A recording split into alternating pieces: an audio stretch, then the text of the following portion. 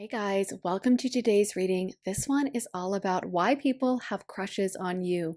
So what is it about your energy that draws them in, pulls them towards you, make them develop a crush on you? We're going to be getting into all of it, and today we have a selection of different crystals for you to choose from. So if you're new to this channel, welcome. I'm so happy to have you, and basically you're going to see which of these crystals is sticking out to you, calling your name, drawing your attention in towards it. And then as soon as you make up your mind, just scroll down to the timestamps in the comments and the description and jump right into your pile. By the way, if you like how I read tarot and you want to see more of it, then be sure to head to my Patreon where I post all my additional readings.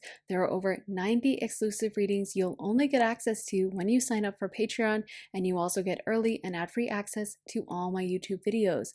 I just posted a reading all about your next glow up as well as one about your future spouse, but there are so many readings to choose from. Like I said, over 90 exclusive readings, and you also get to vote and suggest on new topics.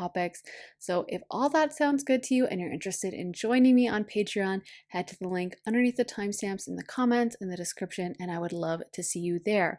Also, if you're interested in booking a private session with me, you can do that at my website, briarrosetarot.com. Whether you're looking for a tarot reading, an astrology session, or an open channeling session, you can also customize your session so it's perfect for you, whether you want it to be shorter or longer, a half an hour or a full hour, whether you're looking for it to be pre-recorded or live. There are so many ways to customize your time with me, so it's the perfect session to answer whatever questions you have. If you're interested in that, head to the link in the description for briarrosetarot.com. So thanks for watching, guys. Now, if you need more time to decide, you can totally feel free to rewind, pause, and take as much time as you need, but we're going to go ahead and jump into pile one. Hey pile one, welcome to your reading. Let's get into your cards and see why people fall for you. Why do people fall for pile number one? Why do people fall for pile number one? Let's see. The word Lord, communication, praise, dishonesty. I am getting the vibe, pile number one, that when people fall for you, they fall really hard. Like, it's not just a small crush, it is a big thing. We got the Eagle King, the big picture, angelic help. I feel like there's a vibe that you have about you that is so like nurturing and loving, and you also seem really deeply loyal. So I feel like in a way you are like the ideal partner for so many people. They think that if they could date you, that you would be that partner that just talks them through at the end of every day, or is so nurturing and loving and helps them with their problems. And it's almost like loving you would be that upper level tier of love. You know, you wouldn't just be like a regular girlfriend or a regular boyfriend. You would be this all-encompassing, sweet, amazing partner that I feel like is the ideal for so many people. We got the Diamond Dreamer, material wealth, true prosperity. There's something so nurturing about you guys. And I do feel like there is a perception of like status around dating you. Maybe that you, because you are so in demand, and I do feel like when people fall for you, they fall hard. Like, it's not just a regular crush, it's a very intense, all-encompassing crush. And I feel like there is this perception that with this Eagle King, like only top tier people get to date you. A normal person or a regular schmegular person wouldn't be able to date you, that you would only date people either who are wealthy or very good looking or very popular, because it feels like you have a lot of options and a lot of choices.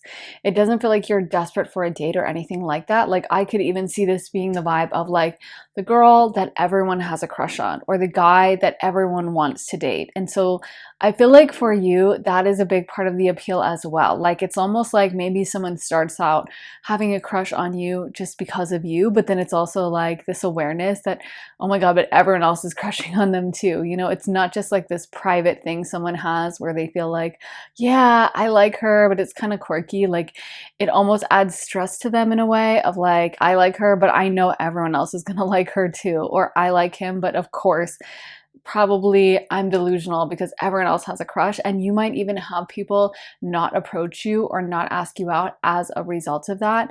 But I feel like it's almost like a self-fulfilling prophecy too. Like the more other people notice you, the more it brings other attention to you. Maybe some of you guys have like prominent sun placements or prominent Leo placements, or just very strong sex symbol placements like Scorpio placements, Aries placements.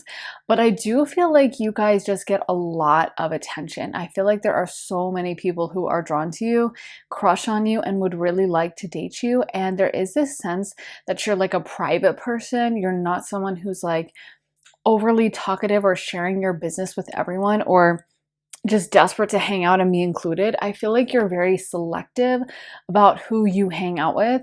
But when you hang out, when you talk to someone, like you're so nurturing, you're so supportive. When you're chatting with someone, you're not just gonna keep it surface level. You're really gonna go deep. You're really gonna like get to know them so much deeper. And maybe they might even open up to you and tell you things that like they would never tell anyone else, or find themselves after the conversation being like, oh my God, I can't believe I said that. Like we got the word Lord, communication, praise, dishonesty. So to me, I feel like you are really good at conversation. There's something maybe even seductive, attractive about the way you talk to people, just about the way your mouth moves when you're talking or speaking, or your voice. Your voice itself may be very attractive, but also just the way you communicate, like the things you talk about. You might be an interesting conversationalist that like never runs out of things to say, is always like interested in a new subject, is always like got some random bit of information to share, and can converse with someone about literally whatever topic they have in mind. But I feel like that's part of the appeal, is like there's something kind of whimsical, unique about you. And also it seems like you're interested in a million different subjects. Like you never get bored, or you're never boring to talk to. It feels like you wouldn't necessarily seek out everyone to talk to. You wouldn't necessarily be like chatting up a storm with everyone. And it does feel like you're kind of selective in who you give your energy to. But I do feel like when you really decide to connect with someone, like you connect really, really deep. And you may have people that even think that you're a lot closer to them, or that you're like their best friend or something. And you're like, wait, I like you, but I don't really know you like that. But I get this vibe that, again, you just naturally pull people in. You just naturally kind of draw people into your vibe. And it's very, very attractive. I want to get into some tarot as well, of course. So let's pull some tarot for you. Pile number one. We want to know all about pile number ones, why people are crushing on pile one. We got the King of Cups. This is definitely an energy I was picking up on. I feel like you really allow people to open up their emotions and even be more emotional with you than they may have even realized. Like they may have told themselves, you know, I'm just always stoic, or I never care that much. And then I feel like there's something about you that just brings out their emotions. Or maybe you might be that person that's capable of taking like that tough guy or that closed off girl and making him, you know, cry, or making him open up. And next thing you know, if you're hanging out with this guy or you're dating him, like maybe he was really this tough guy with all his ex-girlfriends, and you have him like baking muffins with you, baking blueberry muffins in the kitchen, and he's loving it. You know what I mean? Or like helping you groom your little chihuahua and put the pink sweater on. And usually he would never ever do that. But I feel like there's something about you that's very disarming. And like I said, brings out the emotions in other people, brings out the feelings, and really feels like a safe place for them to land. Like they can let their guard down around you. You know, they can like open up with you in a way that I think they may feel very judged by others. And there's something so beautifully non-judgmental about you. There's something so warm and fuzzy, kind of like a fire in a fireplace is what I'm seeing, like a fire in a hearth that just is like the most cozy place to, you know, to like curl up in front of. And like, or the feeling of like a warm blanket, a soft blanket. Like there's something about you that I feel like you almost live in your own little world, pile one. And it kind of makes people feel like they are stepping into your own new dimension when they connect with you. Like maybe they were stressed, maybe they had a hard day at work, but being around you, like I feel like you kind of live in your own world, you live in your own bubble, you kind of do your own thing. And so I think sometimes when they talk to you, it's like, why isn't pile number one stressing out about this? Or why isn't pile one like freaking out? Didn't they hear what's going on? But it feels like there's something about you that's so reassuring that they find themselves really sucked in with you and just feeling like they can tell you anything and go deeper with you and even explore emotions that, like I said, they might not have even known they had. Maybe they would tell themselves like, I don't care, I'm really tough, or I don't like, I'm just not a relationship person, or I just like to hook up. But then I feel like you bring out this other side, and the way you look at them, the way you have this softness yourself, like you don't try to put up a front, you don't try to be like super standoffish or anything. You kind of wear your emotions or heart on your sleeve is how I feel, pile one. So I think in a way it makes people realize that they can do that too. You know, maybe they had put judgment on emotions. Maybe they had felt like they had to be very closed off. But then they see you emoting, they see you being sad or talking openly about like, yeah, so I was really upset and blah, blah, blah. And I feel like it makes them realize, oh, I can do that too. Yeah, that kind of softness about you is a huge part of your appeal for crushes, pile one. So why do people develop crushes on pile number one? Why do people develop crushes on pile number one? Why do people develop crushes on pile number one, Spirit? Seven of Wands. So like I said, there is this vibe about you guys being very competitive, or people seeing you as competitive, seeing you as someone who has a lot of options. Like this might even factor into, you know, if someone dates you, they might be on their best behavior or be willing to, like I said, help put a sweater on your chihuahua that they promised. They were like, if my friends see this, they'd think it was so lame, but they find themselves making those blueberry muffins with you, or helping you with your dog, or watering your flowers or whatever. And part of the reason may be because they do see you as someone who has so many options, and is like, they kind of know that if they don't come correct or they're not acting right, that you could move on. You have so many options. There are so many people that are drawn to your energy. You're not the kind of energy that is like, you know, appeals to some people, or some people like it, but not everyone. It's like you really are that. Almost like it's giving me like Miss Congeniality or like sweetheart vibes, you know, like sometimes fraternities would pick like a sweetheart, and that was like the girl that they all liked the best. They all thought she was so sweet and so nice. And I feel like you give me that vibe. Like you give me the vibe of someone that just like, especially with the opposite sex, they kind of view you through like rose-colored glasses. They view you as like so nice, adorable, and it's almost like they want to protect you, or they want to look out for you. And they know that you're going to have lots of options. They know that you're not going to be lonely or alone. And you also seem like that kind of person who would make an excellent partner. You know how like guys will talk about it, but girls probably talk about it even more, where it's like, oh my God, he's going to make such a great husband one day, or he's going to make a great partner. Or sometimes guys would say it like, wow, whoever gets her is a lucky man, you know, but it's like this vibe of, oh, wow, that person's so supportive. They're so sweet. They're so easy to be around. And also I feel like there's a vibe around you of being like quite socially skilled, again, with being good with your conversation. But I feel like you can like talk to any stranger. You can, you know, it's almost like there are no strangers for you, because anyone you talk to instantly becomes a friend. You're that good at socializing and ingratiating yourself and just getting along with people, you know, and it really is a skill. It's really something that not everyone could come up to someone at a party and just make the conversation flow, especially when that person's feeling awkward or weird or uncomfortable. But I feel like you are really good at breaking through people's walls and just endearing them to you. Like people just like you. They think of you as a nice, sweet person. It's giving me the vibe of like, you know how sometimes if you go to like any place, a nail salon, whatever, there's that person who's like barking orders or being really rude. And then there's the person who might be like, oh yeah, it's fine. Oh yeah, take your time, and just smiling and friendly. And, you know, people tend to like that person, or they might be like, oh, that's my favorite customer or whatever. Even if that person's not going out of their way and trying to make anyone like them, but they're just like, oh, I love that person. They have a positive energy. Yeah, your energy is very positive, pile one. Like, I feel like you're the kind of person that if I gave a private reading to you, I'd be like, oh, I'm so glad I got a reading with this person. They got a reading with me, because it's like one of those readings that like almost relaxes you or tops up your energy because it's so positive that you just feel rejuvenated afterwards. Yeah, that's the vibe I'm getting from you guys. So your energy has a big part to do with why people crush on you. The moon. I definitely got this moon energy coming from you guys. Of course, the moon in tarot is ruled by Pisces, and in astrology, the moon is the ruler of Cancer. So I can definitely see Cancer Pisces vibes for you guys. We also got the King of Cups, which is the king of water signs.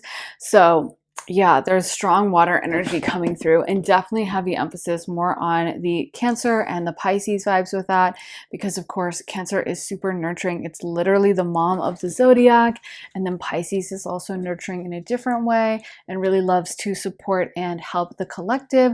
And they both love kindness, being very pure, being good to people. Those are both really important values. They also both are empaths that feel other people's energy. So that's one of the reasons why they might go out of their way to be nice, is because kind of selfishly, like, they're gonna feel it if you're upset. So they're gonna go out of their way to make sure you're happy, because they're like, oh, I don't want to drink in this bad energy if this person's upset. So let me make sure they're happy. But I do feel like you give strong empath vibes, and it feels like you're very aware of other people's moods. And this could be part of the appeal as well, is like, you might just know how people are thinking, know what they're feeling.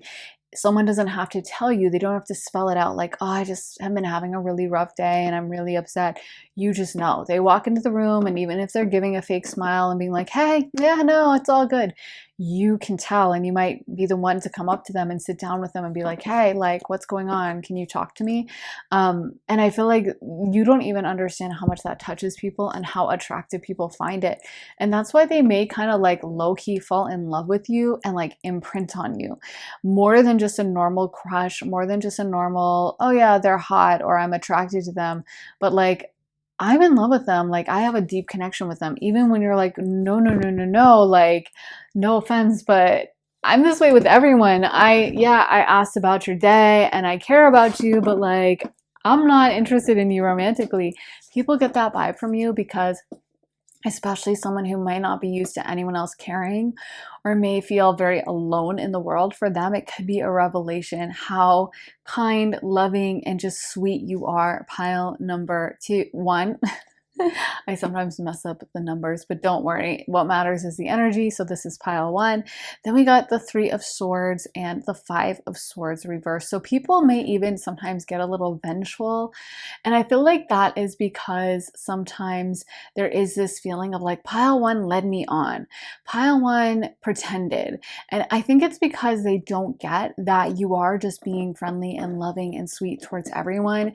You're not flirting, even though you may be very attractive physically and you may be very loving and nice, but that's just your personality. It's not because you're in love with them or you're trying to charm them. It's just who you are and how you would treat anyone, like a, garbage man or a anyone, like a customer service person or a waiter or a banker or anyone on the planet. You're going to be nice and you're going to go out of your way to be sweet. But sometimes, again, that may cause people to like imprint, especially lonely people that are really haven't had anyone be nice to them. They may really just be like, oh my gosh, they like me, wow, and then get really bitter and disappointed, especially because they do sense that you are like this prize, like you're this top tier. Again, there is this sense that you're very desirable. A lot of people would want to date you. And so I feel like there's almost this element of shock sometimes, like, whoa, oh my God, pile one is flirting with me? Like, wow, wait till my friends hear about this. Like, this is crazy. And so there is almost like people almost may jump to conclusions with you because there is something kind of mystical and almost, I want to say, fairy-like. You may feel very connected to the elementals, aka like fairies, elves, any kind of those creatures, because I feel like there's something very like, I don't know how to describe, mythical, kind of lighthearted, mischievous at times, like playful, young energy about you.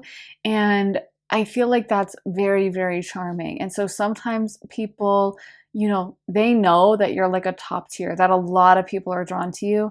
And so when they do get that smile from you, when you do sit down and talk with them, they may start imagining these stories in their mind. It's almost like you inspire them to dream because you have such an active imagination. You're such a creative, vibrant person that it may inspire them of like, you know what?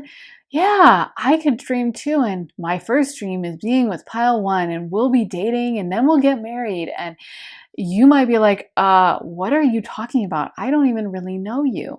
So I feel like sometimes people may get mad and then they feel like, oh, you led me on, or oh, you tricked me.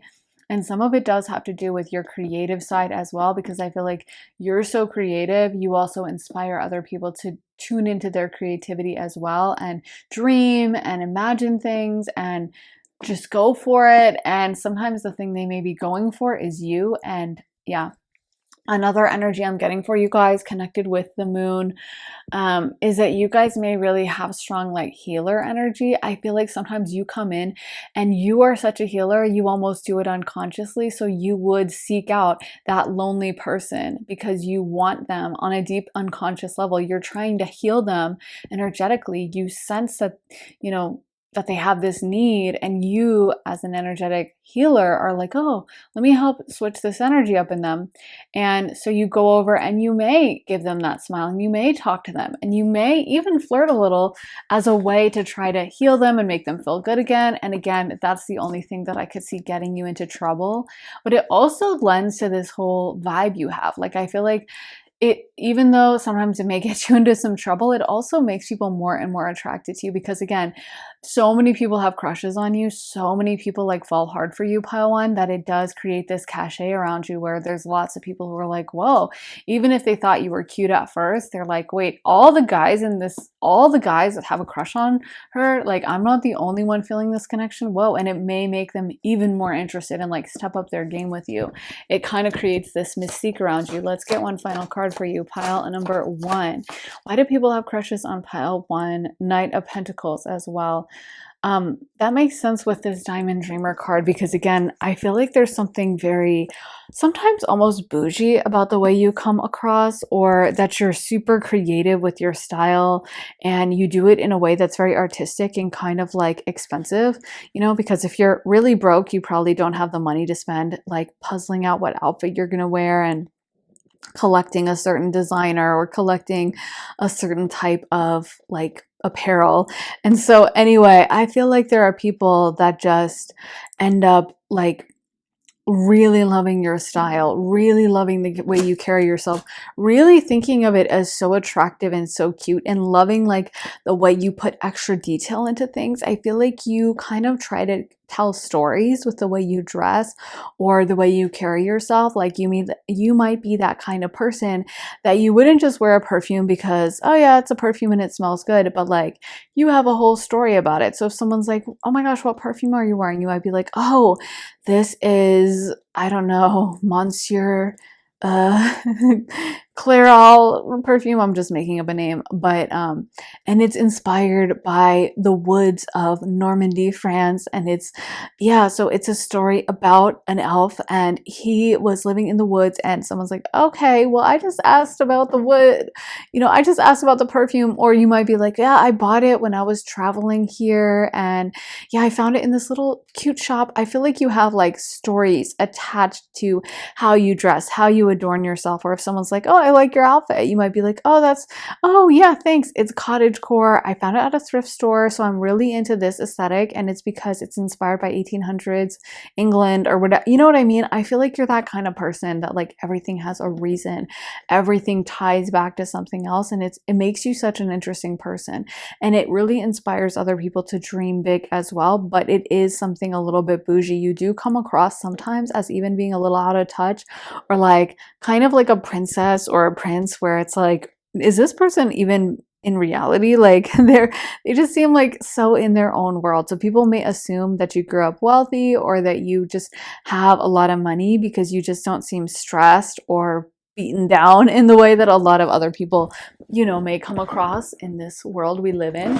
Let me get some astro dice for you, pile number one. We want to see what astrological energies are at play for pile number one.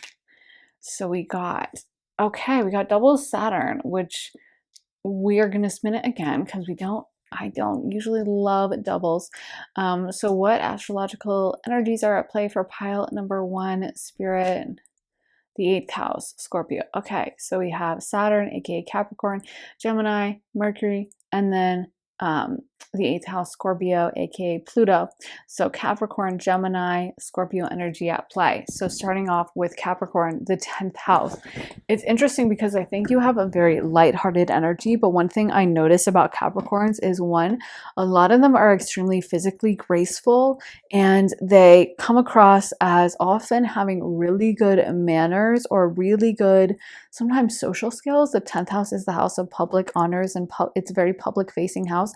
And I often find Capricorns behave in a very impeccable way. Like they're either very elegant. Also, Capricorn is extremely slow moving. Saturn is. And Capricorns in general, in my opinion, have a slowness to how they move. I've just personally noticed that. And I think that gives you that you guys may have that as well, something kind of slow. But I was reading, like I've been mentioning, I've been reading this book about Elizabeth Taylor and Richard Burton and their love story called Furious Love, if anyone's curious. Anyway, in the book, Richard Burton talks a lot about Elizabeth Taylor and how slow she moves and how she's just has this incredible stillness to her on camera. Like she might not even move a muscle while she's being filmed for something until she needs to. And I was thinking that that's so interesting because a lot of times, you know, someone might be trying to come across as very beautiful and go out of their way to gesture and get attention. But a lot of times we get more attracted to someone when they have this slow quality and they're not moving around a lot and there's this gravity, there's this stillness and this power to them. And I feel like you give off that vibe as well. Like there's something gentle about you. You're not trying, you're not over the top.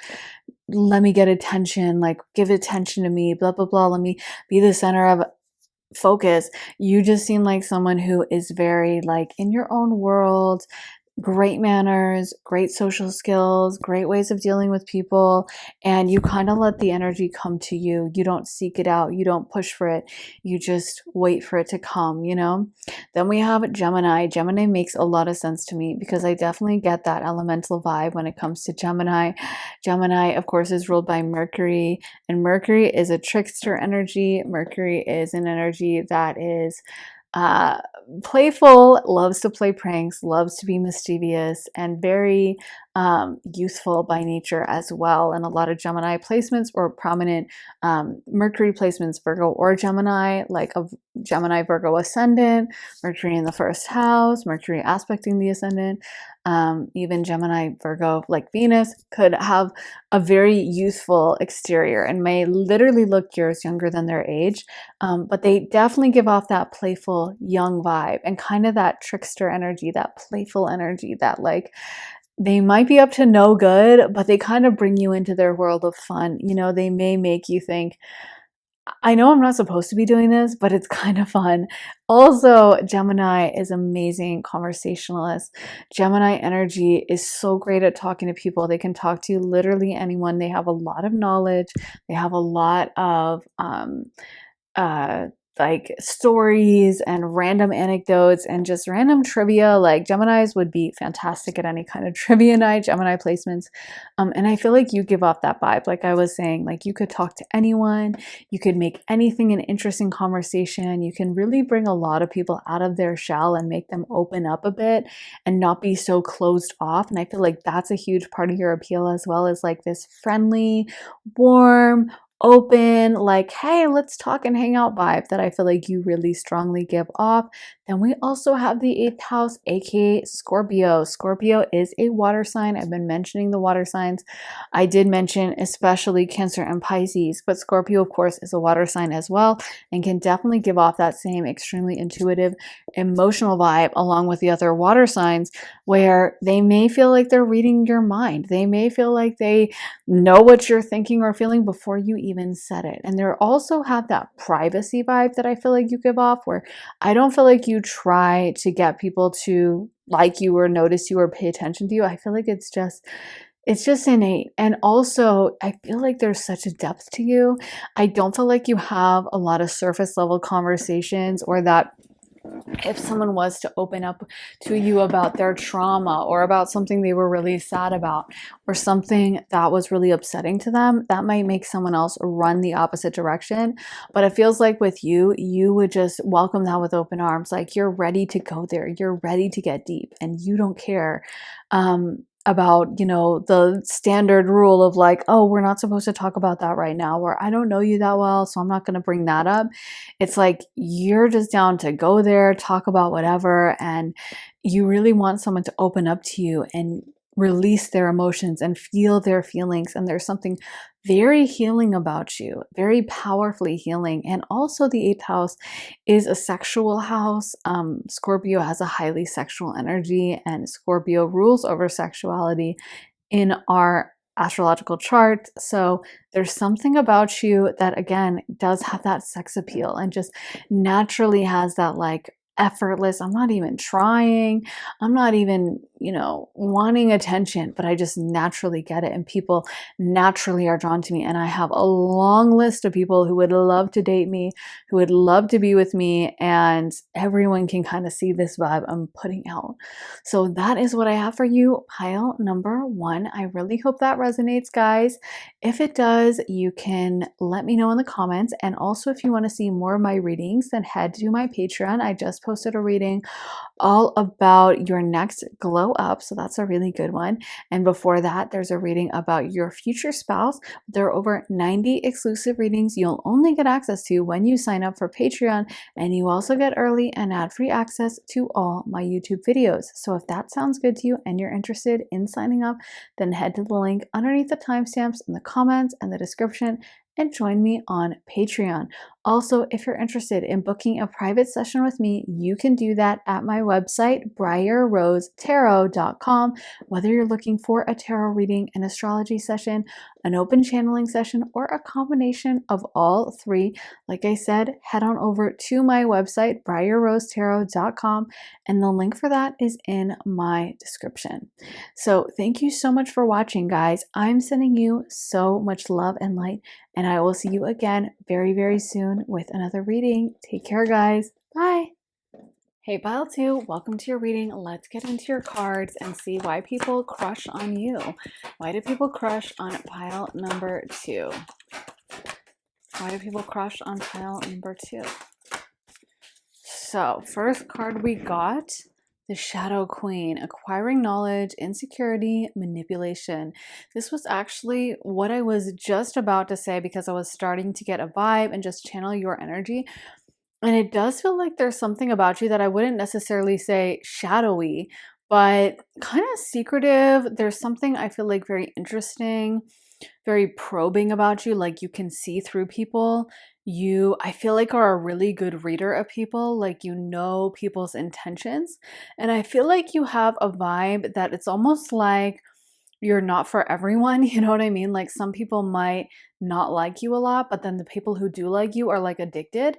Like kind of like I always think this vibe is kind of like caviar, how like a lot of people when they have caviar, they'll be like, "Oh my god, ew, it's so salty" or whatever, but the people who love caviar are willing to pay like thousands of dollars for, you know, the best caviar or something because of that intensity of flavor, because it's so pungent, because it's so intense. And I feel like you give off that vibe where some people may really not like you, but the people who do have crushes on you are like addicted and they literally look up to you. And I feel like in a way, like you will have people who had crushes on you years ago and they're still obsessed. Like they're still reaching out like 10 years later, or they're still thinking of you and they're like married and they have a bunch of kids, but like you're on their mind and they kind of can't get enough of you. There's something about you that I feel like you also seem very like wild and free and kind of like you march to the beat of your own drum. Like you don't seem like someone that worries a whole lot about what other people think of you. You seem to have this very strong independent vibe, which is what I think this card is kind of talking about. Like she just seems like she makes her own rules. Like I was reading or hearing about how like witches back in the day, the reason why they were such a threat and they were always being like burned at the stake is because they were women that like wouldn't listen to what the church said, wouldn't listen to what society said. And you give me that vibe. Like you aren't the kind of person that is going to just try to fit in to a crowd or be obsessed about like whether people like you. it seems like you're just so independent, very powerful. And I feel like people who like you, like they have a crush on you, but they're also low-key kind of like intimidated by you at the same time. So let's get some more cards for you. Pile number 2. So we want to know why people have crushes on pile 2. Why do people have crushes on pile number 2? The sun dancers, joyful activity, celebration of life, abundance. Okay, and let's get one more card for you. Pile 2. Why do people have crushes on pile 2?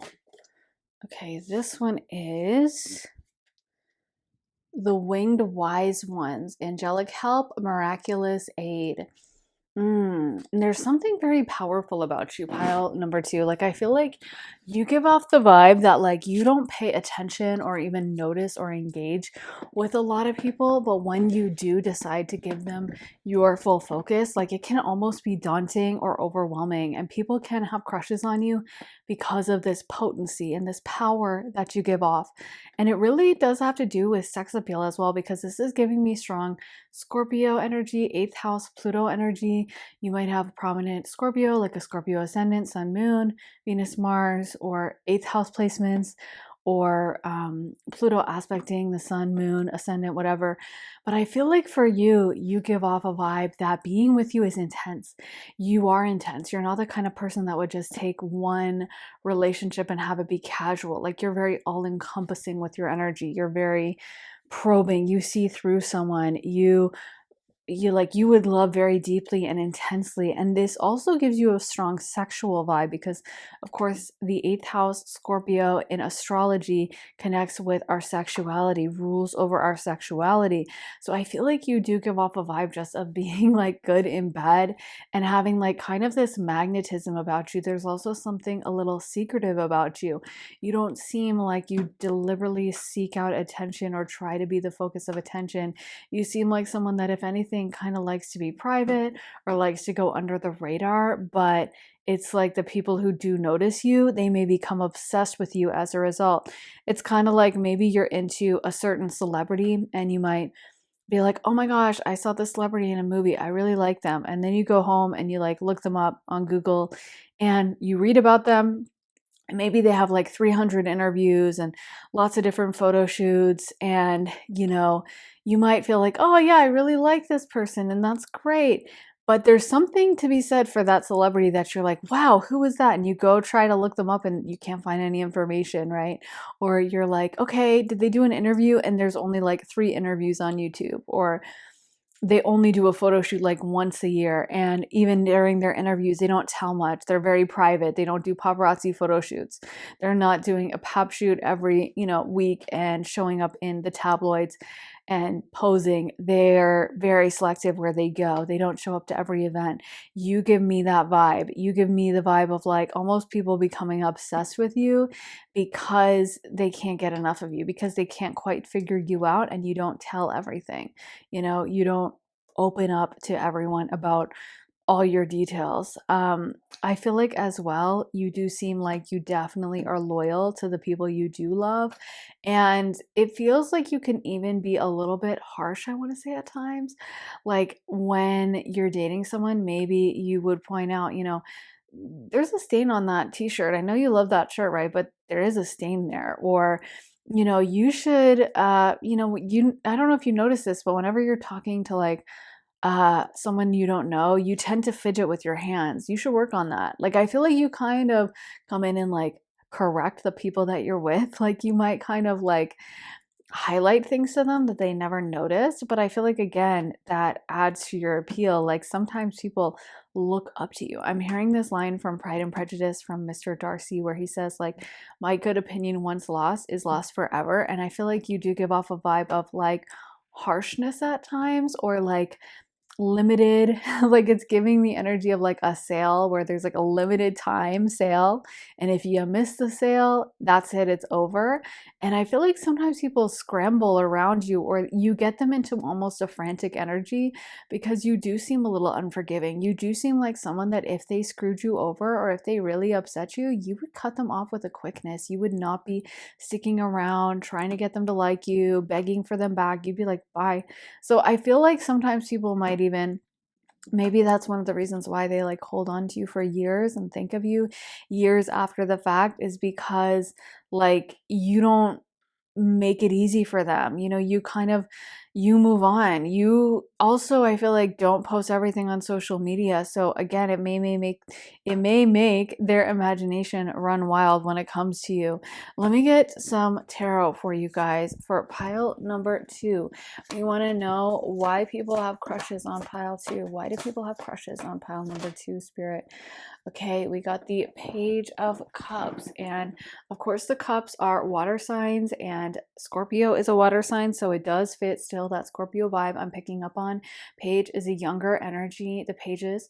And so I feel like you give off a vibe of someone who's also very creative and may have a lot of like individual unique interests that you do that maybe not everyone would get or understand. Like maybe you're obsessed with a certain fandom, or you love to write as a hobby, or you love to go like bird watching.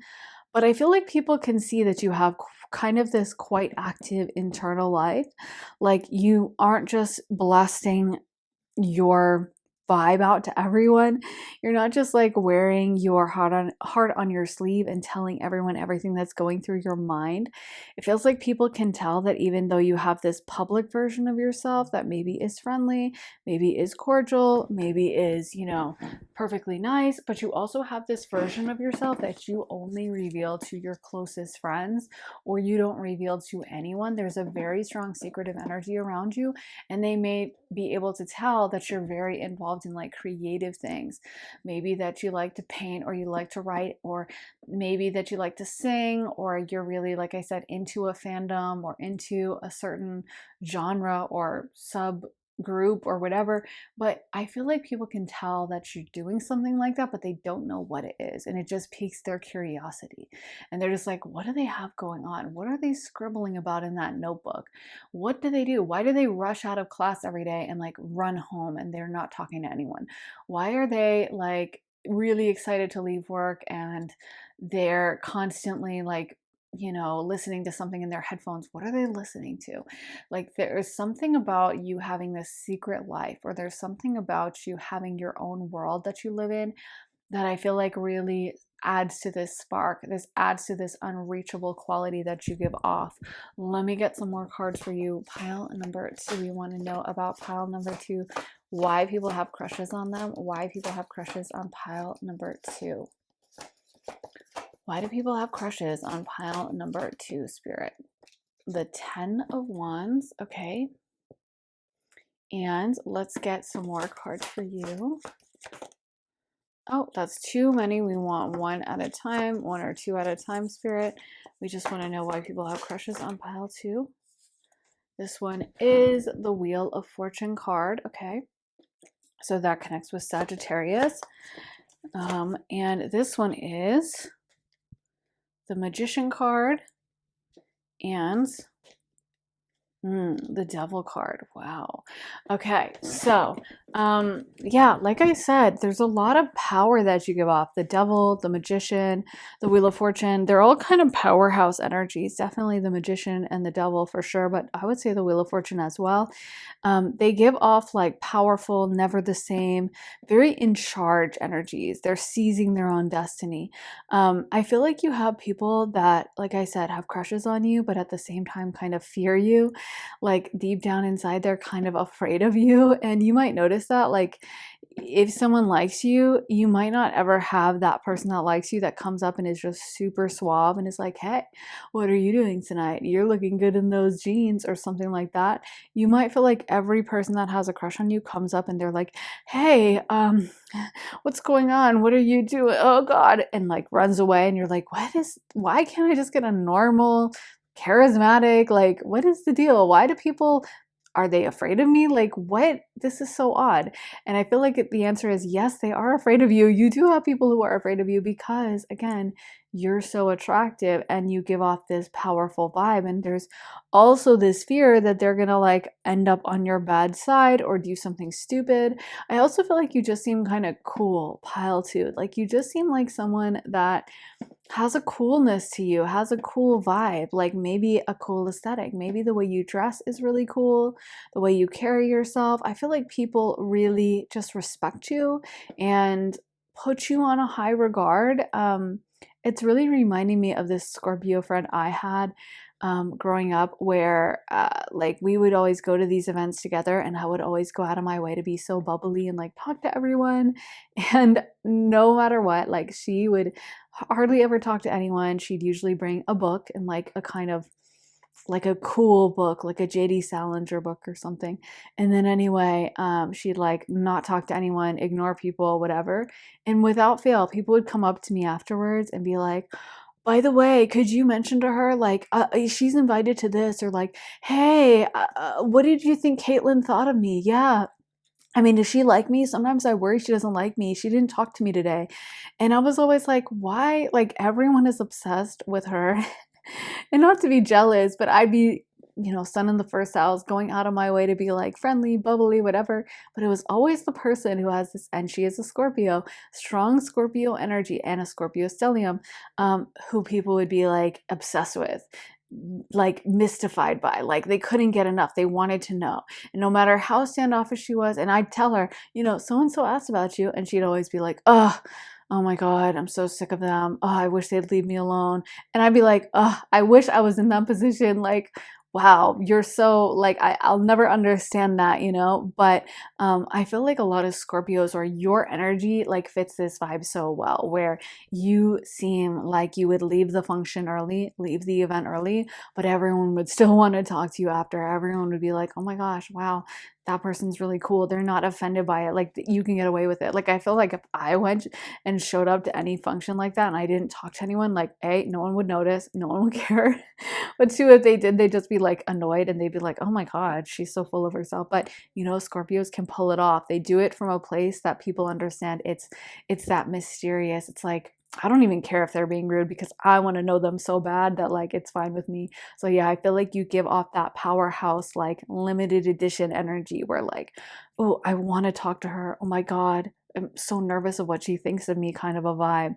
And with the Wheel of Fortune, again, connecting with Sagittarius, you may give off a vibe that you're very intelligent, that you're very well traveled, that you've done a lot of things. And people may have crushes on you because of that. You may have people who crush on you that really like a challenge. Like I said, you may really scare off a lot of people, especially if someone is only capable of getting like going after or pursuing someone who gives them like a lot of enthusiasm. Someone who has low self-esteem, and they're looking for a partner who's going to be like, hey, I really like you, and yeah, come talk to me. They are going to be scared off by you. But like, the people that want to challenge, they are going to be constantly pursuing you. Like, this is kind of off topic, but it reminds me, I spent a little time in Italy, and like, Italian men have that reputation for being like super charming, blah blah blah, and a lot of like Americans or other women will go to Italy and be like, oh my gosh, the men, amazing. And one thing you notice though in Italy is like the Italian women, they're kind of harsh. Like, they won't be super friendly to these guys. They won't be like batting their eyelashes like, oh my gosh, wow, you came over and talked to me, the way maybe an American woman would be like, oh, let me be super friendly. And I was thinking about that, like, I bet that's why the Italian men learn to be so charming. It's because the Italian women have this mystique to them, where they're not trying to be super bubbly, they're not trying to be over the top, and in a way it brings out the best from these guys, you know what I mean? And sometimes it's like, the more you try to make it easy, the more you try to be like, oh, I'm so nice to you, the more you get these like low value guys that wouldn't even know how to approach anyone and just need you to like constantly hold their hand. You know what I mean? And the Italian guys, they like the challenge because they're used to like, that's how Italian women kind of are. You know what I mean? Obviously making a major generalization. But my point is, for you, I feel like you give off that vibe of the challenge. So there's going to be like people who are scared, low self-esteem, not very confident, and they are not going to be interested in you. I'm not going to lie, pile two, because you're going to scare them off. But like I said, you like, a lot of times those Italian guys, again, not to stereotype or not to generalize, but they might not even be interested in the girl that's super friendly and bubbly and just makes everything easy for them, because they kind of like the challenge. Like they like the Italian women who will be like, no, don't talk to me, you know, or ignore them. They love it because it's like a challenge. And when a guy really has high self-esteem and he knows he can get whatever girl he wants, he doesn't just want, you know, he wants something to be a little more interesting. And I feel like that's the really good thing about you, pal, too. You probably, when you do get a guy or a girl, it's like someone that isn't afraid of a challenge. It's like someone that is like, bring it on. I will take on whatever. I like you. You're exactly the one I want. You don't make it easy, and I don't want easy. So that's perfect, you know? So actually, I feel like you could really attract people who are, like I said, obsessed with you and also just very attractive themselves. Let's get one more tarot card for you, pile number 2. And you guys got the Six of Cups. Okay, so with the Six of Cups, a lot of you guys, again, there's a lot of people that reminisce about you. There's a lot of people that crush on you or think of you from the past. And I also feel like because you have a little bit of a hard shell, when you do open up or when you are laughing or your guard is down and you look so relaxed and you look so peaceful, I feel like that just makes your whole face light up and you just get such this beautiful vibe to you. It's almost like this duality exists in you of this hard, tough side, and that makes the soft, sweet side even sweeter. And it makes people also feel like they won a freaking championship when they get to see that side of you. When you get to really open up to them, it's like, oh my gosh, I can't believe, you know, I did this and I get to like be the one to crack this shell. I get to be the one to get past these barriers. And again, like I said, I feel like when someone is dealing with you, they may really feel like they need to come correct when it comes to you, that they can't play games, that they can't play around like they would with other people, because you seem like someone who just doesn't suffer fools and wouldn't stick around with dysfunctional or bad behavior. So you really may have a lot of people from your past that still crush on you even years later. There's also something about you that is so unpredictable. Like I was saying with the Wheel of Fortune, the Wheel of Fortune is connected with Sagittarius, aka the ninth house of travel, Jupiter energy. So of course, when it comes to the ninth house of travel, that can be very unexpected. Sagittarians love to surprise someone, love to keep people guessing. That eighth and ninth house, like that transit through Scorpio and Sag, you know, they love to like keep their secrets and surprise people and not have people know their business. And I feel like for you, you definitely do that. Like there's something elusive about you. There's something that you reinvent yourself. Also, that's very Scorpionic, Plutonic, of like having multiple eras, having multiple identities, having multiple stages in their life and completely reinventing in each stage. And I feel like you give off that vibe. Like you might come back with a completely different aesthetic. You might have someone like hasn't looked at your Instagram for a while, and then they look it up and they're like, wait, they're living in a foreign country? What the heck? Or they got married? They didn't even tell anyone. Or like, why do they have green hair now? When did that happen? Like, I feel like there's something about you that people just are always kind of shocked. And whatever you do, I feel like you also do it with a lot of coolness, a lot of panache. I feel like you also just have a really interesting aesthetic about you. Like, you're not like everyone else. You really are unique. You really are very special and very different and kind of operate from that place of deep creativity that I feel like not everyone can literally access. You know, some people are just maybe a little more basic or whatever you want to call it, whereas it feels like you truly march to the beat of your own drum. You don't try to conform. You're kind of Aquarian in that sense as well. Like you really want to be an individual. You really don't care what people are going to say. You're going to do you. And yeah, let's get some astrology dice for pile number 2 about why people have crushes on them. So we got, oh, double Pisces, the 12th house and Pisces, but we are going to spin it again because I don't love getting the doubles. So what other astrological energies are at play for pile 2 spirit? Second house, aka Taurus. Interesting. So we have Mercury, which rules over Gemini or Virgo. Oh, sorry, just shook the camera. But yeah, we have Mercury, and then we have Pisces, And finally, we have the second house, aka Taurus. So, talking about all these energies, Mercury is extremely, extremely intelligent. And like I said, I do feel like you give off a very intelligent vibe. You do seem like someone who's really smart and like knows a lot, you know, and sees through things, can see through people.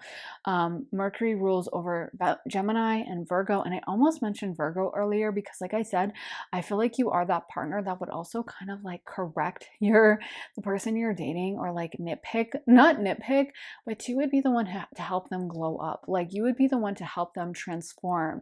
If you met up with them, you might say, you know, those pants are really old. I don't know if you noticed you have a little hole towards the bottom of one leg. And even if they did notice, maybe they were like, oh, whatever, but they find themselves with you being like, okay, I need to find a new pair of pants. Like they're noticing it.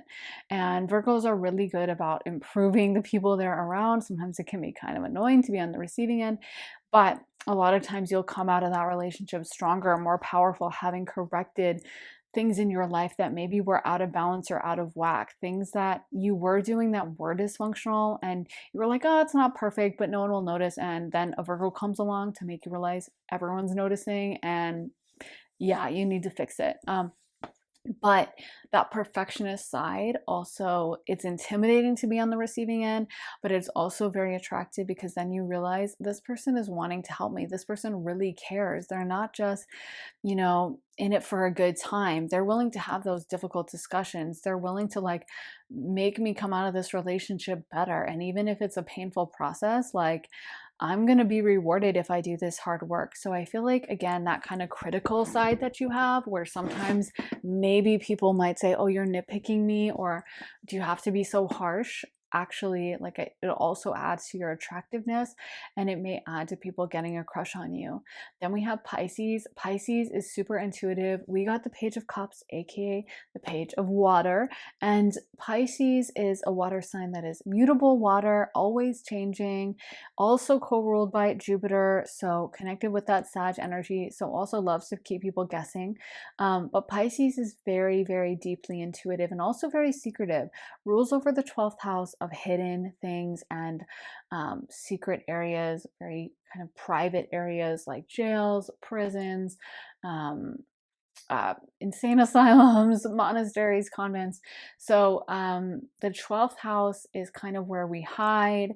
And I feel like for you guys, you definitely give off that vibe of not showing everyone everything and kind of like covering a lot, and also not being energetically, you may also seem kind of low energy is what I'm getting. Like the 12th house Pisces energy can be very like depleted energy. It's the oldest sign in the zodiac wheel, so it can literally have that old energy of like an older person who's just tired. And I feel like you give off that vibe, but again, it's attractive. Like it's not the attractiveness of a young, like flirty, sexy, like giggly, you know, starlit ingenue. It's like the sex appeal of like a crone or like an older, wiser, very sexy, but can like make you into a better person. You know what I mean? Like can correct you, can make you grow, and can make, it's almost like you are the higher boss in like a video game, you know, you are the final boss, or like the Thanos. Like people know they can't be dating you if they don't have their life right, or if they're a clown behavior type person where they have a bunch of problems in their life, because you really will see through them. And they know that you kind of expect and only accept the best, and that you deserve the best. And you are not going to really tolerate anything else but that. And there's something so elusive about you that we see with Pisces, the fish that will swim away if you try to catch it. Like you really have this mystique that has to do with your secretiveness, with your mystery, and with this fact that you don't give everything away. You don't reveal everything to everyone. Then we have the second house, Taurus.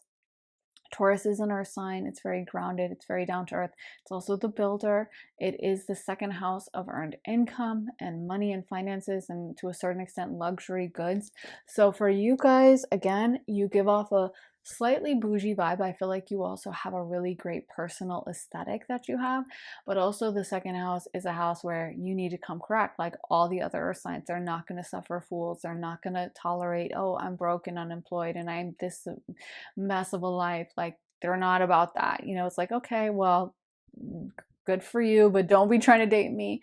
And I feel like, again, people know with you that they kind of need to bring their A game. Also, the second house, aka Taurus, it is fixed earth. So it is a very stubborn energy and it will stay on something for a long time. It's not going to change, it's not going to switch up. And again, I feel like the people who have crushes on you, they have crushes on you for like the rest of their life. It's like they can't move on. You also seem kind of fixed to a certain extent. Like you seem like someone who isn't going to suddenly switch up. If you say you don't like someone, if you say you aren't interested, then you really mean that. And you're not gonna change your mind easily, you know? It's like you mean what you say and you say what you mean. And there's this authenticity that really radiates off of you that I feel like is very much in short supply. The second house is also a romance house. It's the house that's ruled, it's a house that's ruled by Venus.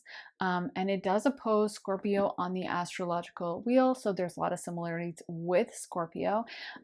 But yeah, I feel like for you, you know, you just seem very powerful. The Taurus energy is like, I've got my own money, I've got my own power. And if you're not bringing it to the table, don't even bother, you know? I don't need you because I earned this myself. And again, I feel like you give off that vibe so strongly.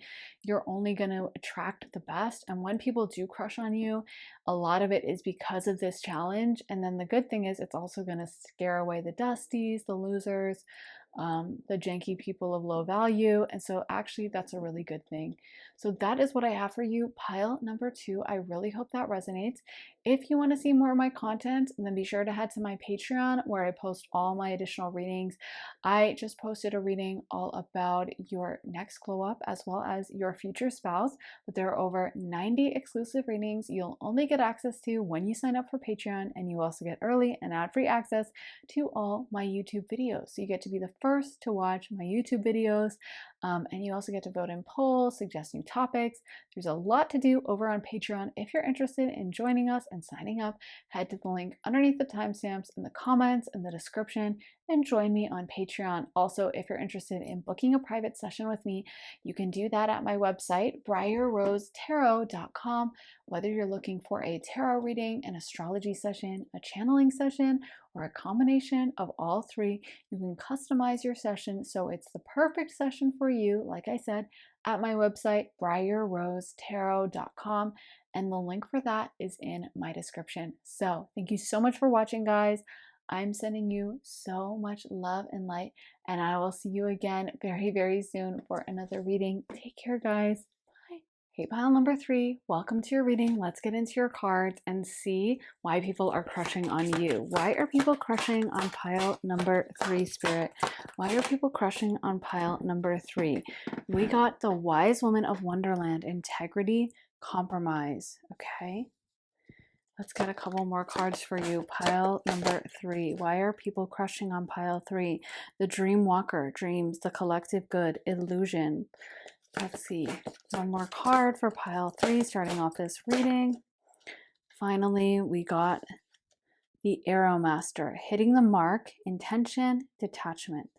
So Spirit is saying that you guys are a very ascended energy. Maybe you are my spiritual pile that I get a lot, but I feel like you give off an extremely wise vibe. And it's almost like you can really read people and see through them. And I am hearing that you are an agent of karma and you only show up in someone's life when they are spiritually ready for a big lesson. Not to say all your interactions are going to be negative or bad or leave people like reeling and hurt and whatever, but I do feel like only someone who is ready for you like actually gets to meet you and actually gets you to engage with them. I feel like you are a very ascended soul, and part of the reason people crush on you is because they sense this deep spiritual connection to the astral plane that a lot of you guys have. It's almost like you give off high priestess energy, spiritual energy, and even sometimes people may imagine that having sex with you on a deep subconscious level, they may be aware that having sex with you is a way for them to access the astral plane. And if they are all interested in spirituality, if they ever miss the spirit realm, if they have any interest in that, they may be drawn to you like a moth to a flame. But I'm hearing that not everyone can handle you. So sometimes someone may even be drawn to you. They may really like you, but they may also kind of be afraid of you, or they may think they're ready and then you are the one who turned them down. I'm hearing that that dynamics happens a lot for you, where maybe someone's into you, they have a crush on you, but you just know deep inside your soul, they are not ready for this. And I feel like you deeply follow your intuition. You're such an intuitive person. So you follow that above everything. And even if the connection is great, even if you feel a big spark or you're very attracted to them, you're still going to listen to your inner voice. And so sometimes you may have had a lot of deep crushes where you were interested, or maybe there was that spark of connection, but you still turned them down because you knew they weren't ready for you. I'm also hearing that you are that person that can come in sometimes when, like, I know this is a weird phrase, but like a boy becomes a man. You know what I mean? Where maybe you come into someone's life to teach them growth or to give them that higher level lesson that they wouldn't have been ready for before. So you may literally attract people who are younger than you or just energetically immature and look up to you. And part of the reason they crush on you is because they know that you embody this almost like mother or goddess energy, this like crone energy. It's kind of like how in, Wicca and other religions, the three phases of the moon, the half moon, the full moon, and then the other waning moon symbolize the three stages of womanhood, one being maidenhood, being young, a young woman, and kind of having that girly, bubbly, giggly vibe. And then the middle era is the mother, which is to say middle aged or in your 30s, and maybe you have some kids.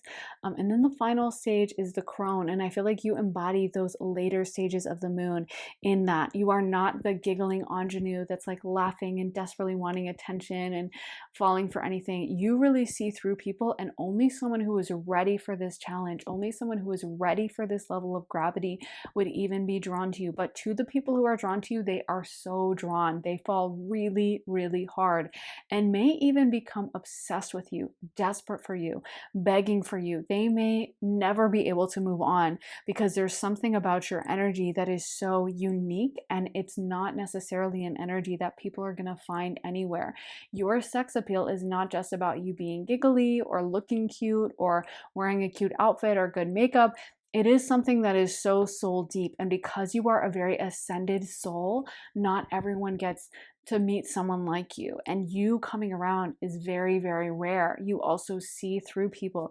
You see through to their soul. So even when you're talking to someone in casual conversation, it makes them feel very, very seen. It makes them feel deeply understood. And again, that adds to the appeal with you. That's one of the reasons why people crush on you, is it's like, I don't know that anyone has ever seen me on this level the way pile number 3 sees me.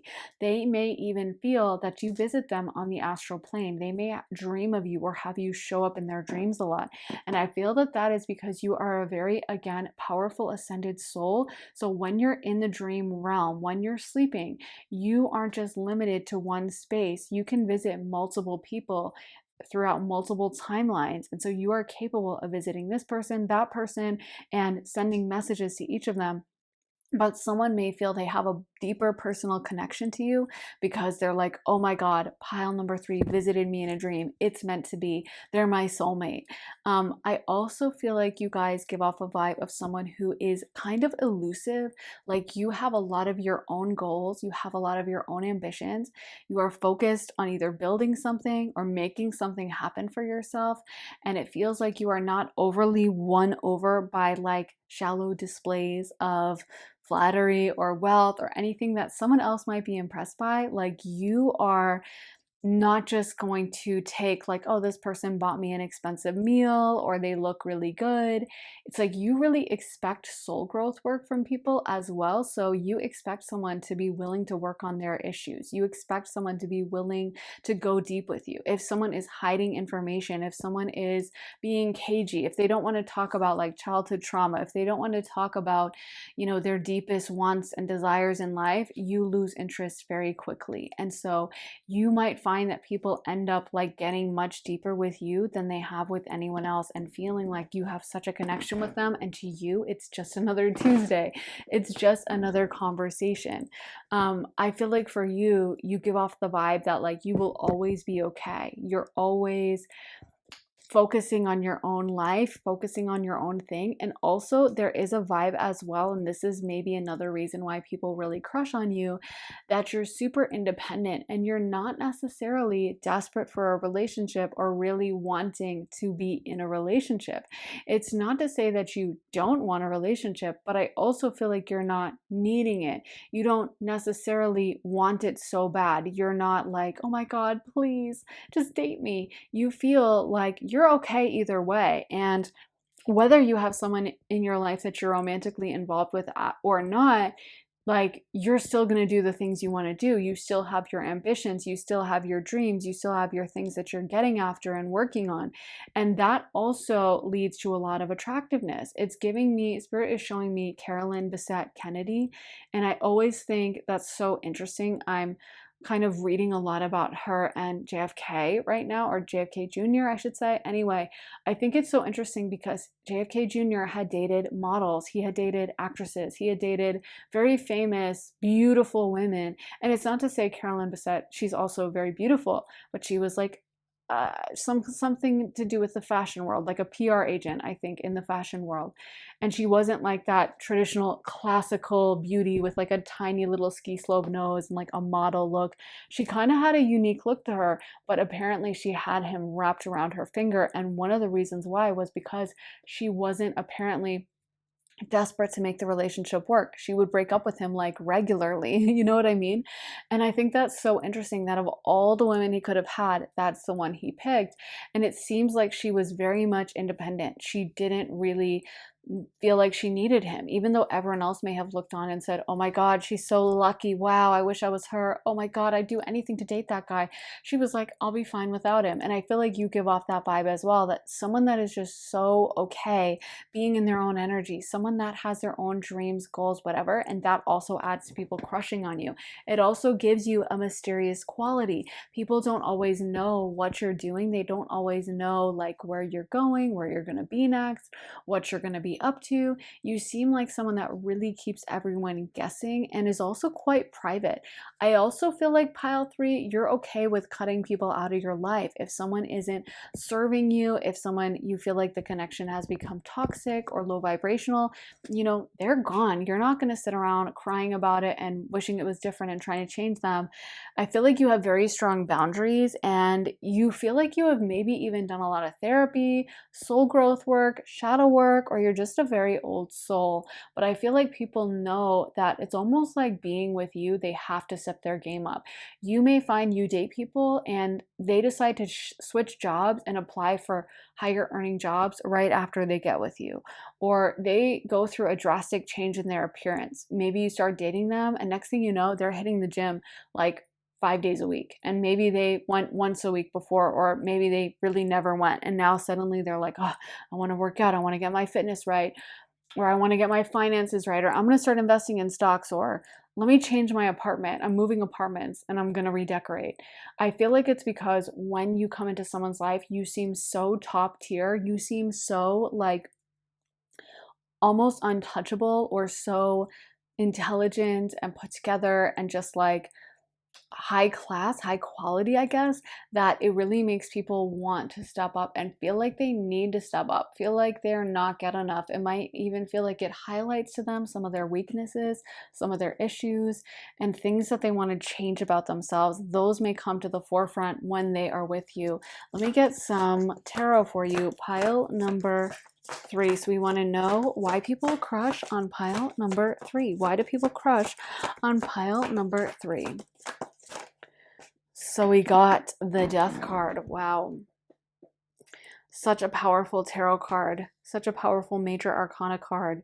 Yeah, you definitely give off that vibe of kind of this plutonic death energy, this very powerful, like never the same energy. Like with you, I feel like you have the power and the ability to see through someone so deeply. I also feel like you are just not okay with shallow conversations. You are not easily won over. You require a lot of emotional depth. You require someone to be so honest with you, and things that may have easily impressed someone's exes or other people they've dated, it feels like you are just not accepting it. I also feel like, again, I know this is weird, but again, connecting with Pluto, the eighth house Scorpio, I feel like you guys are really good in bed. And I feel like that's because sex with you is spiritual. It's like soul sex. It's not like you're just going through the motions of physical whatever.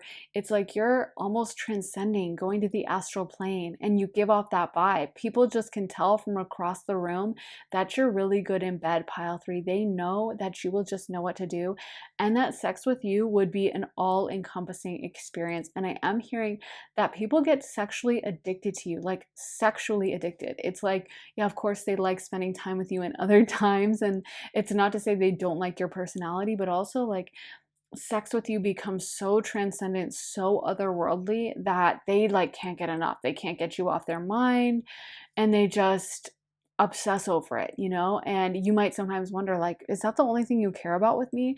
I don't think that's true, but I think that they do feel like sexually with you, it's like mind blowing. It's a different level. It's something they've never experienced before and didn't even know was possible. So yeah, very powerful. Like, I feel like the crushes with you can become very intense. Like, it's not just a regular crush, it's overwhelming, it's mind-blowing, it's I can't stop thinking about this person. So we also got the Eight of Cups. Again, you guys are willing to walk away from any situation that doesn't serve you. You do give off a very elusive vibe. You give off a vibe that if someone messes up, isn't coming correct, is acting crazy or whatever, you're going to be moving on. You're going to be on to the next. I don't even think you would say goodbye or send a text or say, we need to break up. You might just ghost or never contact the person or block their number. And people kind of know this about you, that like if I don't bring my A game, they can sense that you don't have a scarcity mindset. You're not desperate of like, oh my God, I just need someone to love me. You're like, I will be absolutely fine on my own. I don't care whether you're here or whether you're not. And I feel like that makes people, again, bring their A game. You seem so fully formed as a person. You seem so self-actualized. You seem like someone who has done a lot of shadow work, a lot of trauma work. You've worked through either childhood trauma, past life trauma, and I am hearing this is a message for some of you guys, but you may have literally been some kind of a courtesan in past lifetimes or done high priestess work, but like with sexual magic or something.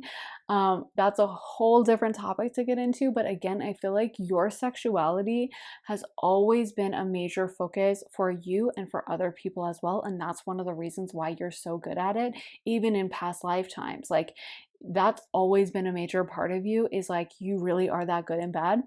And yeah, you guys may have an eighth house south node, Pluto aspecting your south node, a Scorpio south node. But I feel like there is some connection in past lifetimes with using your sexuality. And again, people becoming obsessed with you, people trying to control you.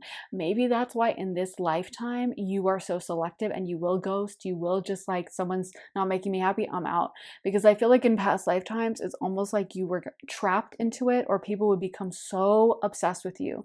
They would care so deeply about you and they couldn't get enough of you, and they would try to trap you. So it's almost like, you know, how some people or girls or guys or whatever, they will cry about no one loves me, or I can't get them to stay, or I'm just always getting ghosted. I feel like you have the opposite problem where like you're like, I don't know, I was trying to casually date, now he's obsessed, or like I was trying to be friendly and flirt and like now he's like, he tracked me down, he found my Instagram, like what the heck? But I feel like it's because, again, you bring out this obsession and people just know.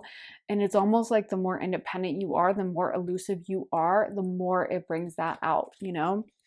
Let me get into some more tarot for you guys. So why are people crushing on pile number 3? The 10 of Pentacles. You also come out as top tier. Like, people feel like you would only date like a king, a prince, a top level person. And again, that's why sometimes they feel like they need to make these improvements when they start dating you. They feel like suddenly, you know, this I've lived in this apartment for years. I brought lots of girls back to this apartment. I never cared, but suddenly I'm seeing it with new eyes and I realize it's really janky and this couch is really old and raggedy and I need to replace it. Or I was fine with this job. I've been working in this job for years. Everything was good. But now I'm realizing that it's not making enough money and I need to be able to splash out because that's what pile number 3 deserves. So you may also find people make major changes to their life when you come in. And I feel like it is because you do exude this beautiful 10 of Pentacles energy with just seeming extremely top tier, seeming a little bit bougie. I'm not going to lie. You may even dress in a way that is very attractive or is like high fashion or even seeming very expensive.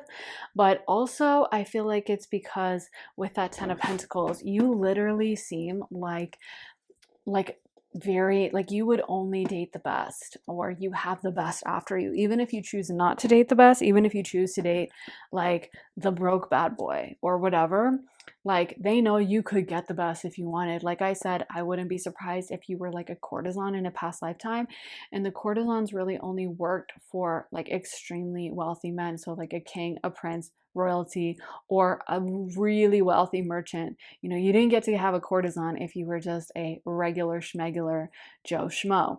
And so I feel like, again, you're always used to dealing with like powerful people. You give off a vibe of someone who is like not going to hang out, not going to be impressed easily with any old person.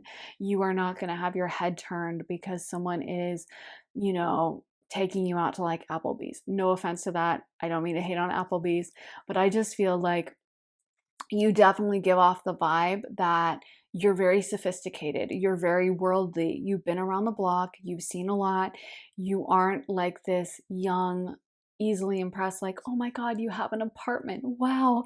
You seem like you would expect the best. And you also just have this old soul, like this gravity to you. You kind of, I wouldn't even be surprised if like dogs or animals, like they immediately respect you. You know what I mean? They might not run over and start cuddling with you, but they might listen. If you say heel or sit, they might immediately do it because I feel like they respect you. I feel like you have this aura around you of like gravity and strength and power that you exude really strongly.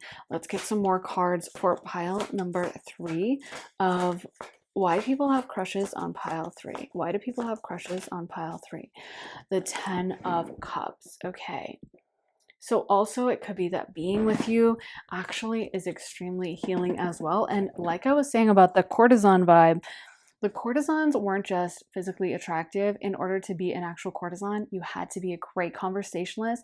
You had to be somewhat intelligent and be aware of current events so you could discuss these things with the kings or the royalty or whoever you were dealing with, because that was a big deal. They wanted to not just like, you know, sleep with the person. They wanted to be able to have pillow talk. They wanted to talk about their problems. And that was how they kind of formed an attachment to these courtesans that wasn't just physical, but was emotional or mental as well. And I feel like you give off that vibe that like spending time with you is also kind of a dream. There's something ethereal about you. Again, you give off the vibe that you kind of are a little bit on the astral plane. Like there's something about you that's 1 foot in this world, 1 foot in the astral realm, strong high priestess vibes. So there's something about you that's kind of dreamlike. There's something about you that sometimes you seem not all there, not so focused on the moment because you are also perceiving things on a deeply psychic level. You're seeing through the physical earthly realm onto a deeper spiritual plane. And I feel like that also really adds to the attractiveness.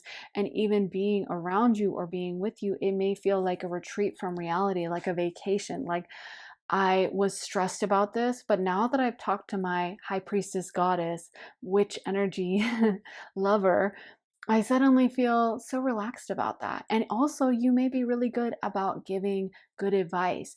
You know, I feel like you are so intelligent that like someone could come to you with all their problems or like I'm stressed about this at work and you would be able to give them good actionable advice and tell them like, you know, maybe you should approach your boss in this way, blah blah blah blah, or maybe you should like change the numbers with this and maybe you should approach the client with this advertising revenue. I don't know, like You know what I mean? You just feel like you're someone who's so smart, so great at perceiving information. And speaking of this whole courtesan past life vibe, it's also bringing to my mind Napoleon and Josephine. And Napoleon was famously obsessed with Josephine. They had a very iconic love story. In fact, Napoleon on his deathbed said for France, for the country, and for Josephine, which are kind of famous last words, something along those lines. Like, he was, obviously such a famous leader of France, but Josephine was always at the forefront of his mind. And she was like 7 years older than him, which I think is so funny because they made that movie about him recently. And of course, in Hollywood, the old male executives couldn't handle that kind of love story, so they had to cast like a 60-year-old man and like a 25-year-old woman. Just classic Hollywood, right? They can't stand this kind of vibe dynamic, even though it's so common.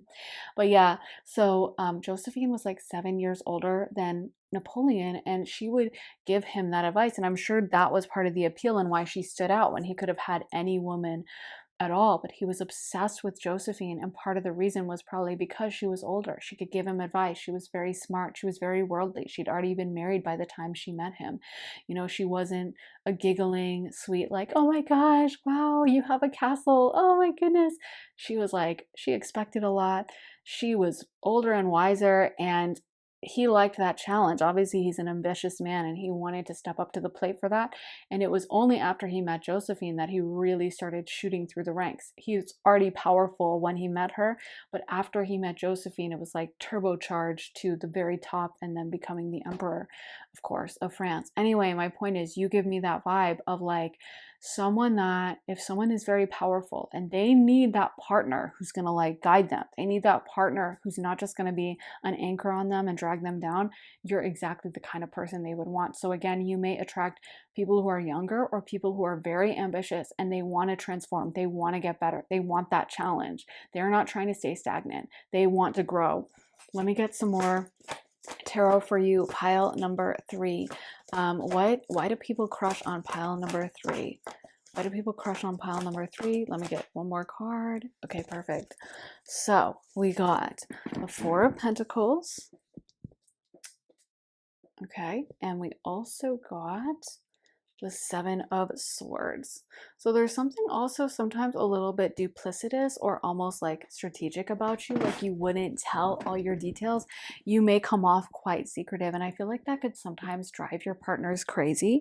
Sometimes they may say like, oh my God, you're so secretive, or you're lying, or they may get kind of paranoid, or you may feel like they're kind of desperate, or they're tracking you, or they're overly trying to watch you. Again, this I feel like is a soul impression you have from past lifetimes, people being obsessed with you, sexually obsessed with you, knowing your sexual power, not wanting anyone else to have it, and becoming overly controlling that you may have this independent streak as a result of.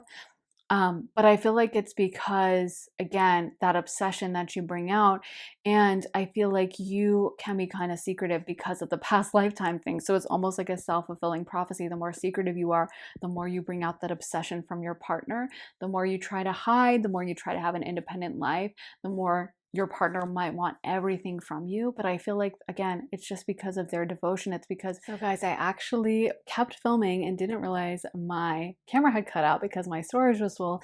So anyway, getting back to what I had been saying, basically there may be a self-fulfilling prophecy in some of your relationships where the more secretive you are, the more someone assumes that you're doing something wrong, and then they get controlling, and then you're more like, okay, I want secrecy, I want privacy, and then they become more obsessed.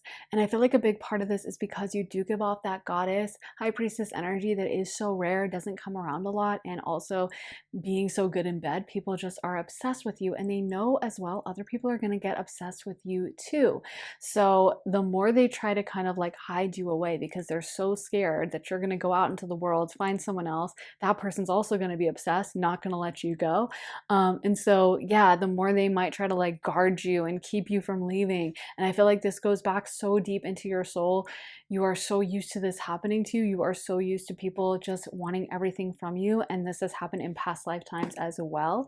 But anyway, let's get into the astrology dice. I actually spun the astrology dice, not realizing my camera had stopped recording. And I'm so disappointed because I love the energies we got. They're so perfect for you guys. So I decided not to spin again. Anyway, let's go over them. So we got the North Node. Then we got Scorpio. And we also got the ninth house, aka Sagittarius. So let's start out with the North Node. So the North Node has to do with our destiny for this lifetime. And when it's reversed, of course, it's the South Node. So I feel like, again, you guys give off this vibe that so much of your energy is this old soul energy connected to past lifetimes. You have lived many lifetimes as this kind of temptress, as this powerhouse, as this spiritually ascended leader, healer, guide. And people can sense this from you. They know you're an old soul. They feel this kind of witch, high priestess energy exuding from you. They have this, you give off this goddess energy, and it may even make people want to kind of like worship you and have crushes on you because they're like obsessed. And you might also come into people's lives, like I said at the beginning, when they're ready for some major transformation, when they're ready to get guidance. Like I said, it's almost like that, I don't know, boy becomes a man energy, even though that's a weird phrase, but like you might take someone who's young and immature and make them into like a real man or a real woman. Kind of like I said, how Napoleon was already powerful when he met Josephine, but she skyrocketed him to new heights. He was like, I think 27 when he met her, so already established, but suddenly he was winning every battle. And he became emperor and became the icon known as Napoleon. And that was after he met Josephine. And I feel like you have that effect. Like you bring out someone's power that they didn't even know they had. And meeting you is a very spiritually important event for a lot of people. Then we have Scorpio. Why am I not surprised? The eighth house. We've been talking about this throughout the reading. A highly sexual house, an energy that rules over sexuality and involves sexuality that isn't just about physical interaction or whatever, but is a spiritual, soul deep event and really is about knowing someone so deeply, going deep into their soul, no pun intended, and also transforming them in the process. I feel like you know that process more than anyone else. Also, the eighth house deals with issues about control, about possessiveness, about kind of like resource guarding and being like, no, this is mine. And I feel like you bring that out in people. Like when they have a crush on you, they are obsessed. They think about you obsessively. They think about you all the time. They can't get enough. They think about you for years after. It is a event for them in their lifetime that really stands out to them. Then we also have the ninth house, Sagittarius. Sagittarius has a very elusive vibe. Sagittarius is the archer. They always love to be on to the next, trying something new, going new places, exploring. And Sagittarius is also ruled by Jupiter. It's a highly spiritual energy, a spiritually ascended energy, a wise energy. It also rules over not only travel but higher education. So Jupiter Sagittarius has a very intelligent, educated vibe, an older soul vibe as well. So yeah, I feel like you give off that vibe that you know a lot, that you can give guidance, that you're a teacher at times.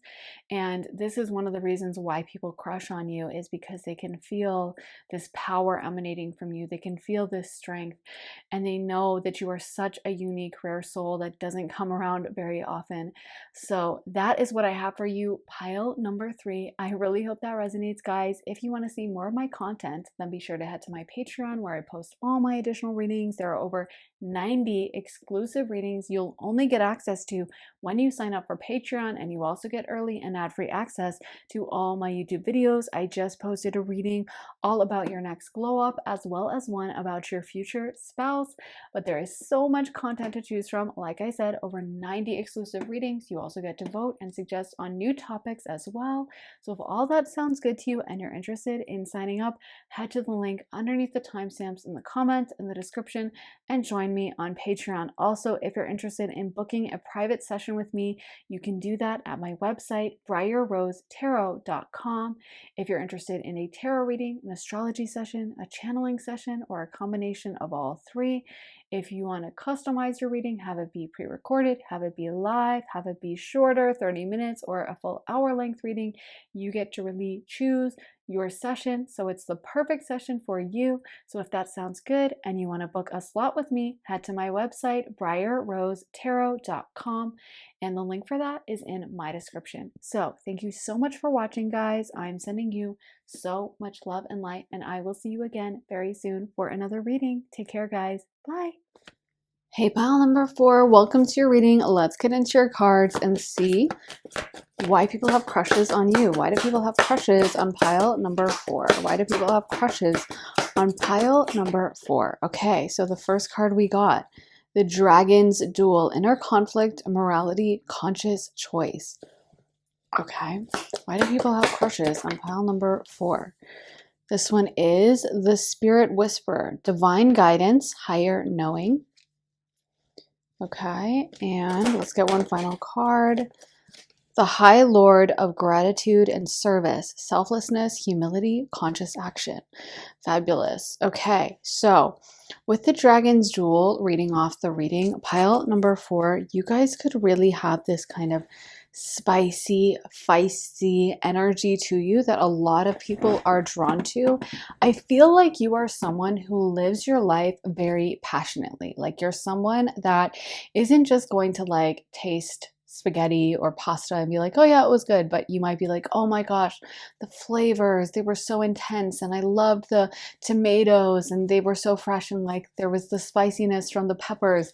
Like it's giving me the vibes of like a life lived passionately, you know. And it's kind of funny that I mentioned pasta or spaghetti. It's because I was seeing that in my mind, but it's kind of interesting how Italians, and of course pasta, spaghetti comes from Italy, but Italians have that reputation for being very passionate, and they also produce some of the most famous like foods and beautiful places, and it's almost like it's all interconnected. You know what I mean? Like how you live your life in one area, one seemingly small area, like how much effort do you put into a plate of food you're making can correlate to like how much effort you put in romantic world, because the Italians are known for being very romantic, you know, or how much you're going to give to a conversation and how entertaining you'll be and how much you care. And I feel like you're the kind of person that just either cares a lot or you're just very passionate and entertaining. Like you don't live life halfway. You aren't just going through the motions or,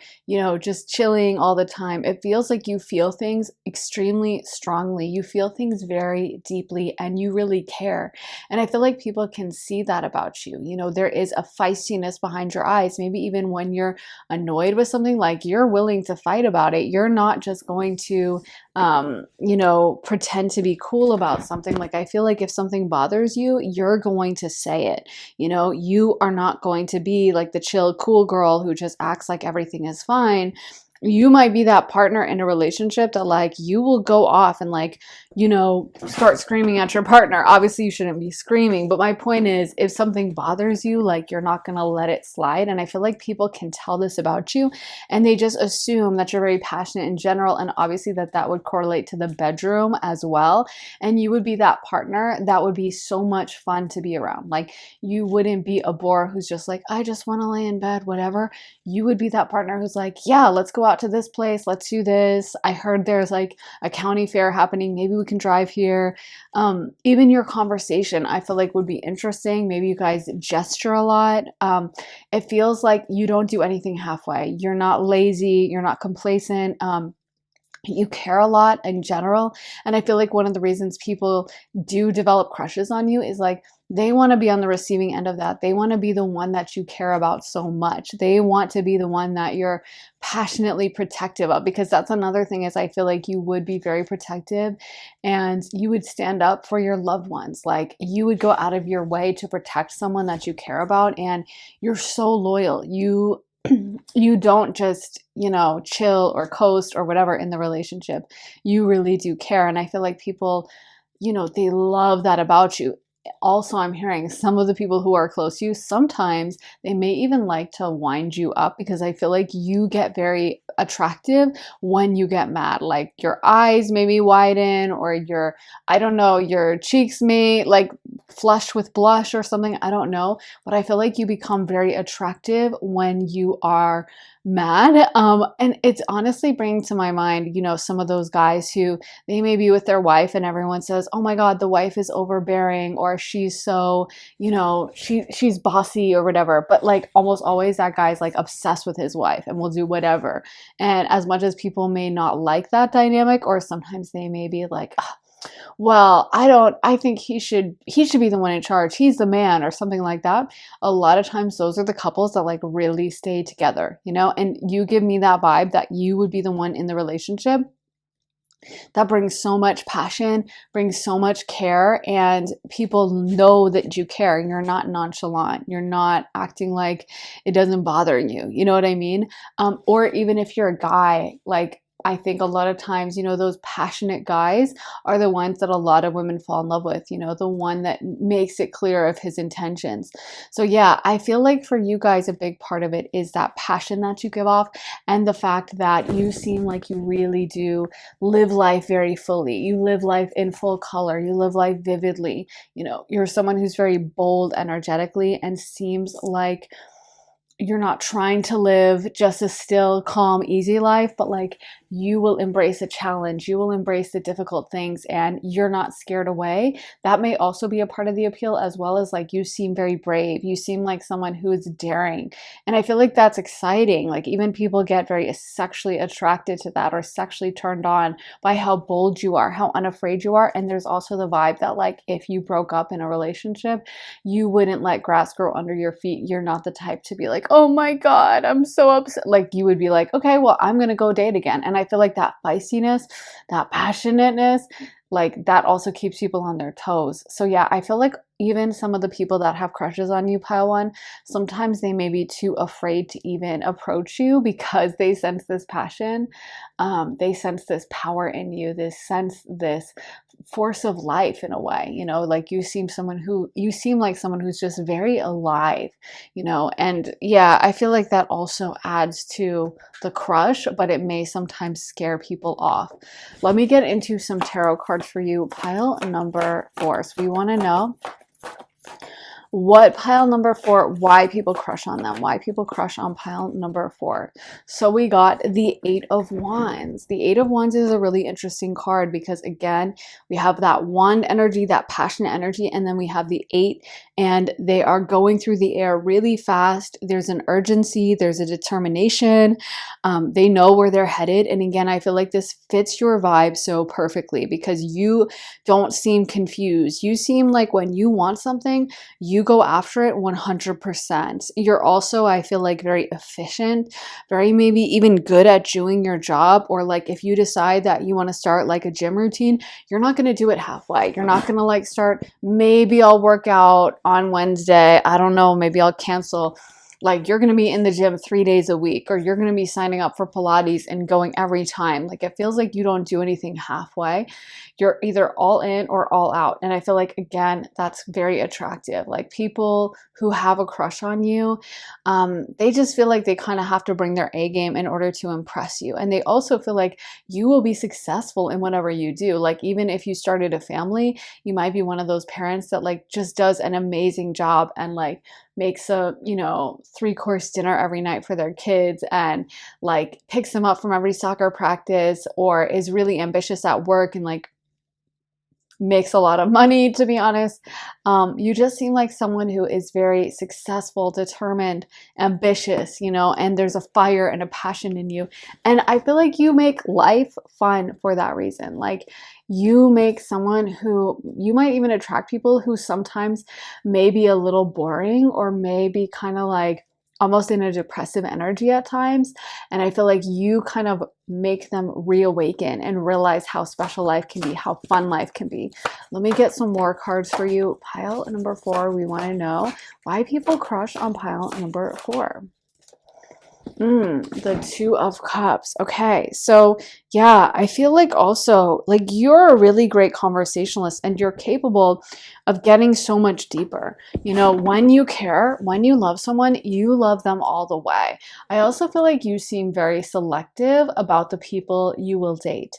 You seem like someone that is not just desperate for any old person. It feels like you probably have a lot of offers.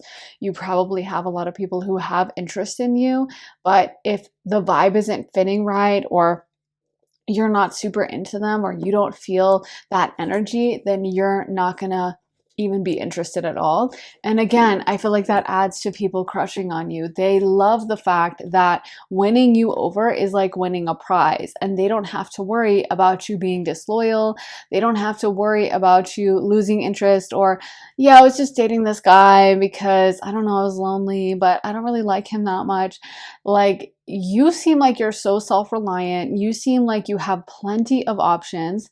You could probably date whoever you wanted. So if you're choosing to date someone and choosing to be with them, trust and believe that it's because that person really is your type, and you are really actually interested in them. And that's rare. A lot of people will be in relationships because they're lonely, because they're just looking for someone. And also, I think it makes the people who have a crush on you kind of like excited by that challenge. You know, like I said, it's like they know they have to bring their A game. They know that if they aren't bringing it to the table, that you aren't gonna show up, you know? They know that, like, if they don't win you over and actually get you interested, you're not gonna even maybe pretend or play nice. Like, it's reminding me of Elizabeth Bennet from Pride and Prejudice, how she got proposed to by Mr. Darcy, and technically he's really wealthy and he has a lot going on, but she turns him down because she didn't like his proposal, you know, and she doesn't want that halfway love. Like, she is a passionate person and she really does care. And so she's like, no, I don't even care, not even for the money.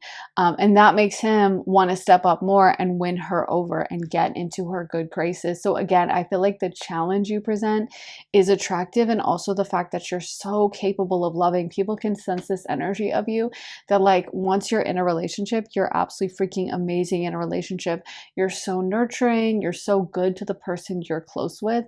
And you make them feel like they're the only person in the room. You know, you might have a very seductive way about you when you're talking to someone. I feel like there's something about your eyes that is just really beautiful, and the way you look at them, the way you make eye contact, the way you flirt, it's full of that passion and that heat and that self-confidence that you really do radiate. So yeah, I think there's something seductive just in the way you move, and there is this sense or this vibe that you have so many people who are interested in you, and anyone would be completely lucky to get to be the one to date you. So let me get some more tarot cards for you. Pile number 4. Why do people have crushes on pile 4? Why do people develop crushes on pile number 4? Okay, that's way too many cards. We want 1 or 2 at a time, Spirit. 1, maybe 2 max. Okay, the 3 of Swords. And then we also have, this is also too many. I didn't know we had gotten 3. Okay, we're gonna shuffle one more time. 1 or 2 cards, Spirit. 1 or 2 cards at a time. Okay, we got 2. The Ace of Pentacles and the High Priestess. Okay, this is really interesting because we also got the Spirit Whisperer for our initial oracle cards. So we have 2 cards that talk about spirituality. So a lot of you guys may give off a slightly witchy vibe or a very intuitive vibe. You may seem like someone that really can read someone's energy and really read through them. Like, I feel like you're the kind of person as well who like notices when someone's feeling uncomfortable, notices when someone feels awkward, and you might like come up to someone who's sitting alone at a party, and you might try to you know, make them feel comfortable, engage them in conversation, make them feel included. I feel like you are really great at reading energy, and you're very, very empathic. People can tell that you do feel really deeply, and that you are very concerned with how everyone is doing. Like, I feel like you are the kind of person that, you know, if a party was kind of boring, or there wasn't a lot going on, or everyone was kind of milling around, like feeling awkward, you would be the one to come in and be like, hey everyone, let's play a party game, or hey, let's turn on this music and let's dance, and get everyone going into like a conga line or something. But you would be that person, kind of like the straw that stirs the drink. And a lot of it is because you actually are deeply empathetic and you really can read everyone else's energy. And I feel like for that reason, you've had people who develop crushes on you who like haven't had a crush on anyone in the longest time, or they're not used to coming out of their shell. You may feel like sometimes you get people who have a crush on you who are like kind of low-key, like really nerdy or socially awkward, and you're like, I can't believe they even feel like we have a connection. Like, honestly, no offense to them, but I just don't feel that way. But I feel like it's because you might be the first person who noticed them or had compassion to actually talk to them in a long time. And so those people are kind of drawn to you in a way that maybe they've never felt drawn that way to anyone else before. You kind of have a way of like bringing out their vulnerability or making them feel safe enough to open up in a way that they probably have never experienced before. And they can see how empathic you are. It's funny because even though you have this tough side, this hard shell, you're very efficient, you're very good at doing things, you're also really good at understanding how someone's feeling and empathizing with them. You may not wear that on your sleeve. You may not be super open about that. And you may not even want anyone to know about this very soft side that you have.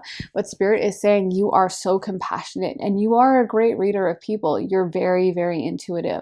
So, you know, I feel like people are also very hypnotized by this duality. It's something I notice a lot in astrology, that a lot of sex symbols tend to have kind of hard, soft placements, I guess, like a lot of Aries or Scorpio mixed with a softer energy like Libra or Pisces or whatever, you know, or a lot of Sagittarius mixed with Cancer or anything like that. There's so many different combinations, but kind of that feistiness, that fire energy or that Mars energy, and then mixed with a very soft Venus energy or a Neptunian, softer, emotional energy, water energy. There's something about that combination that I feel like just makes people go crazy and just be so drawn to the person. The fact that it's like that phrase, get you a man who can do both, you know, like you can hang out with any side that you have to.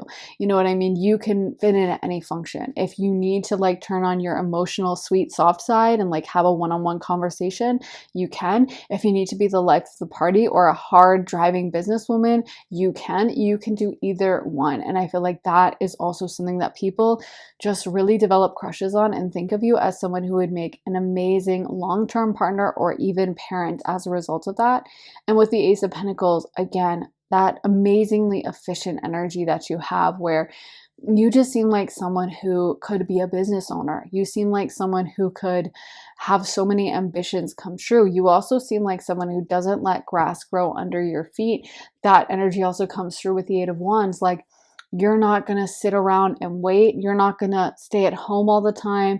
You probably seem like you are out there booked and busy, traveling, exploring, enjoying your life, enjoying the world. And I feel like it almost makes people's imaginations run wild, wanting to know what you're doing, wanting to know what you're up to and who you're hanging out with.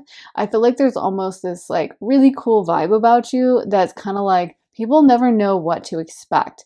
They never know who you're going to be posting next on your Instagram stories or where you're going to be or what you're going to be up to. Like, there's this element of surprise you have that I feel like really keeps people completely captivated.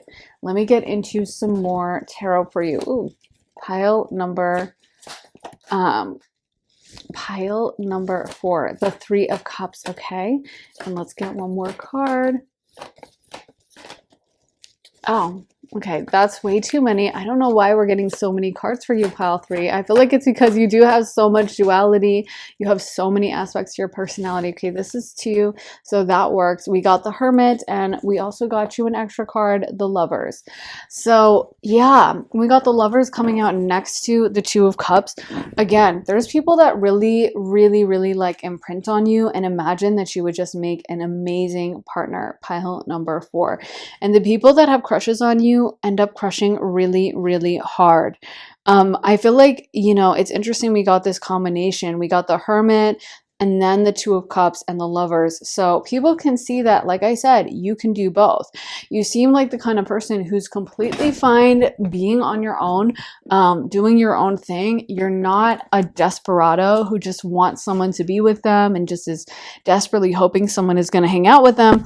But by the same token, when you're in a relationship, I feel like you are so loyal. I feel like you care so deeply, and you'd be that person that would like maybe, I don't know, pack a lunch for your partner, wake up early to cook for them, or like, you know, just give them so much love all the time. You'd be like incredibly loving, probably really good in bed or wanting to be in bed with them a lot. But then I feel like you can also switch that off, and like you can go cold if you need to. Like if someone messed with you or someone did something bad in the relationship, you might be able to lay them down and really lay down the law, you know, and really tell them off. And I feel like that really keeps people on their toes. Like I've been saying, I've been reading this book about Richard Burton and Elizabeth Taylor called Furious Love, about their love story, their famous love story.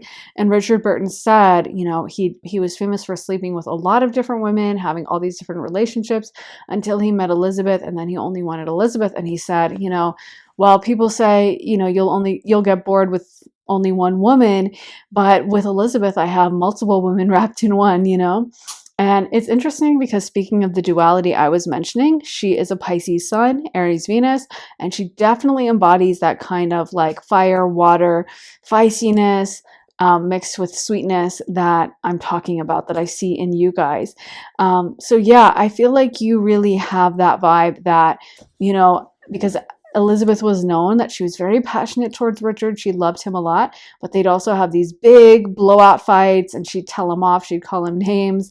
But in a way, that was kind of what he needed, right? And he ended up settling down with her, and like no other woman could get him to stay until he met Elizabeth. And then he was never bored with her. She always kept him interested, and he loved the fact that she loved him so deeply. She wasn't just lukewarm about him. She didn't have any like, oh yeah, he's nice, but whatever. She completely loved with everything she had, and that meant she would get really mad or she would be really passionate and loving, but there was like no in between, you know. But that was something that made her into the sex symbol she was. So yeah, I feel like this is a very powerful archetype that you guys fall into. We also got the Three of Cups. So I feel like another reason people may crush on you is maybe you're perceived as being very socially skilled, or that again, you can just get along with everyone. I feel like your social skills is part of the appeal, or maybe your public reputation, the fact that people know that so many people like you, so many people enjoy you and want to get to know you and love your presence. And I feel like you can be quite a lot of fun, a great conversationalist, someone that's easy to be around. Another thing about the Three of Cups is it can sometimes indicate like two people, or I should say three people in a relationship. So it can sometimes indicate, you know, like a fair partner or competitor in the relationship.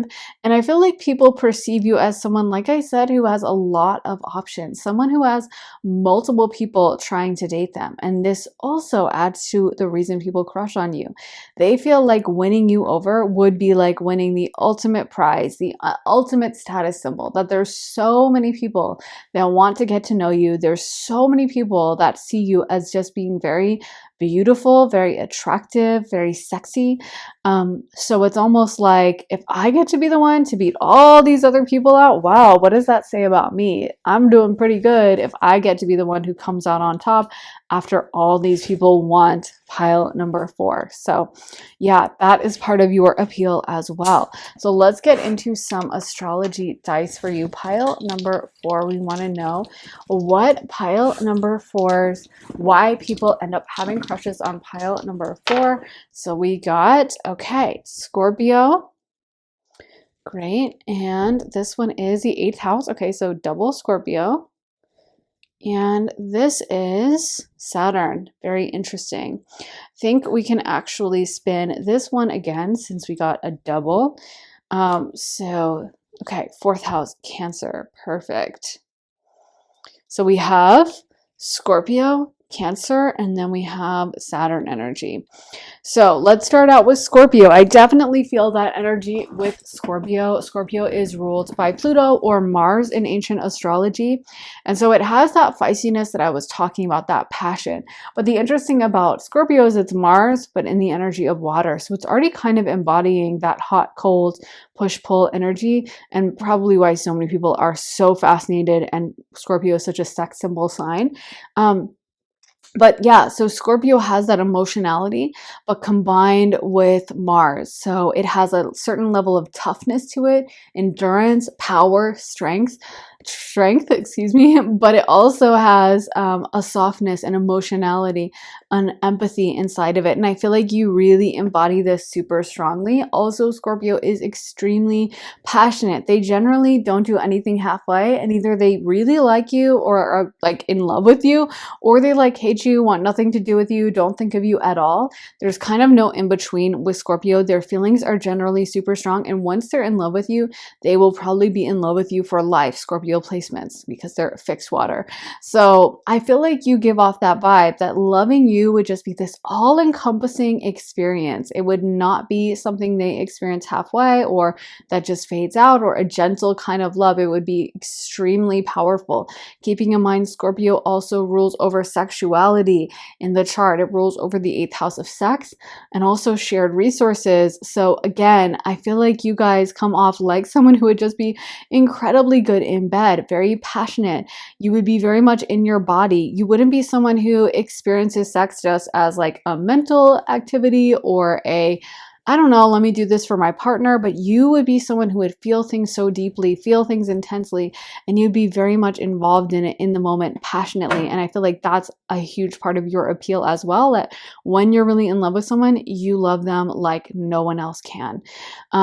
Also, Scorpio does deal with the 8th house of other people's money. And I do feel like you give off a vibe of someone who is just going to be financially successful, or just there's a powerhouse energy to you. Like you just seem so ambitious. You just seem like someone who can make all your goals happen no matter what. That kind of correlates with the Saturn energy. Saturn rules over the 10th house of your job, your career, as well as your public reputation and honors. And I do feel like people see you as having that Saturnian ambition, that Capricorn ambition, that like you're not going to let anything stop you. You're not going to do things halfway.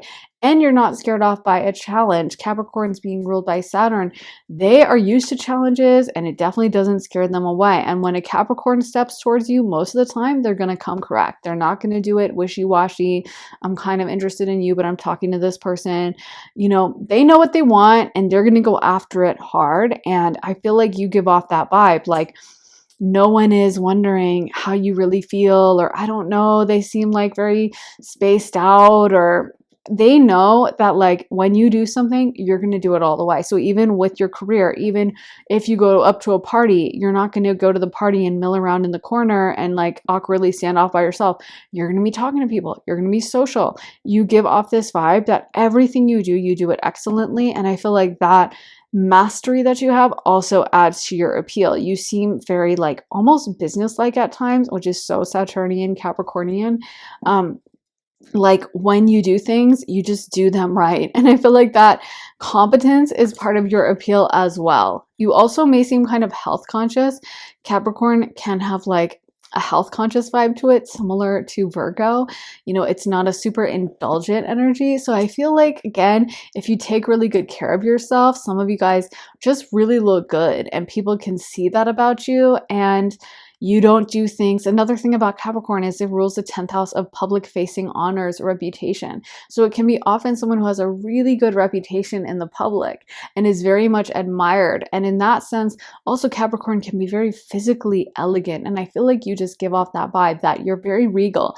In public, people see you, they admire you. You might not even know anyone. You might just be walking into a hotel and someone sees you and they're like, wow, she looks like a queen, or like, whoa, she looks like a top businesswoman, or she could be a model, and you might just be like, it's another Tuesday for you. But you give off a vibe in public of a lot of elegance, a very strong reputation, and people just thinking that you seem like you have everything very much together.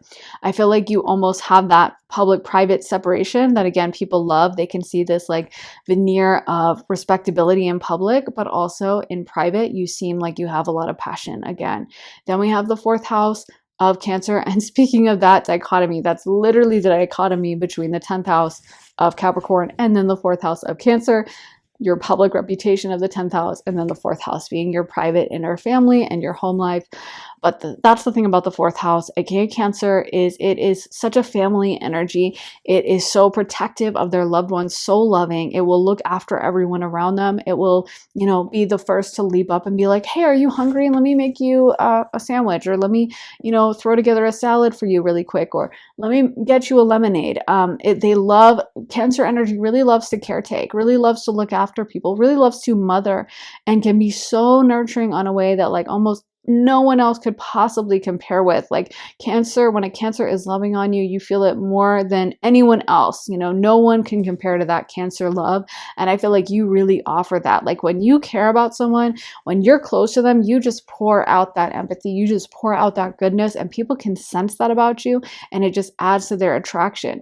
Even the way you talk to strangers may be very nurturing, very empathetic. Cancer energy is ruled by the moon, so it's extremely energetically open. It can sense the energy of everyone else. And I feel like you give off that vibe really strongly, that you are a very loving person, even to a stranger, but then definitely to your inner circle, definitely to the people that you're closest to. Like you will give the shirt off your back. You will take care of someone. You will help them with whatever.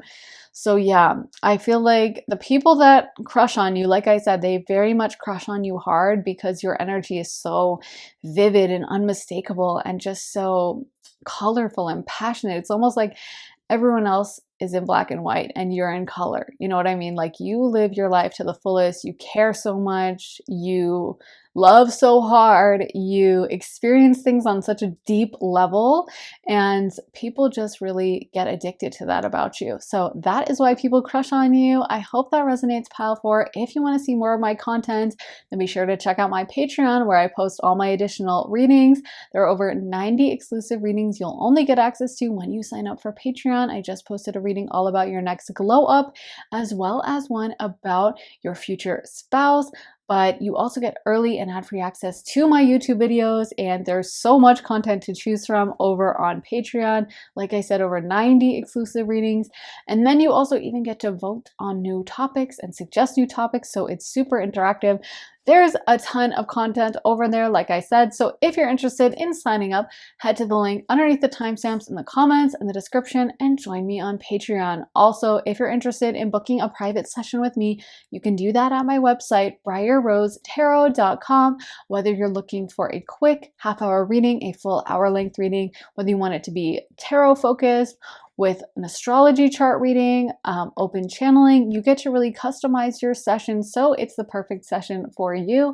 So if that sounds good to you and you're interested in booking a time slot with me, then head to my website, briarrosetarot.com, and go ahead and book a slot with me. But anyways, thanks for watching, guys. I am sending you so much love and light, and I will see you again very, very soon in another reading. Take care, guys. Bye.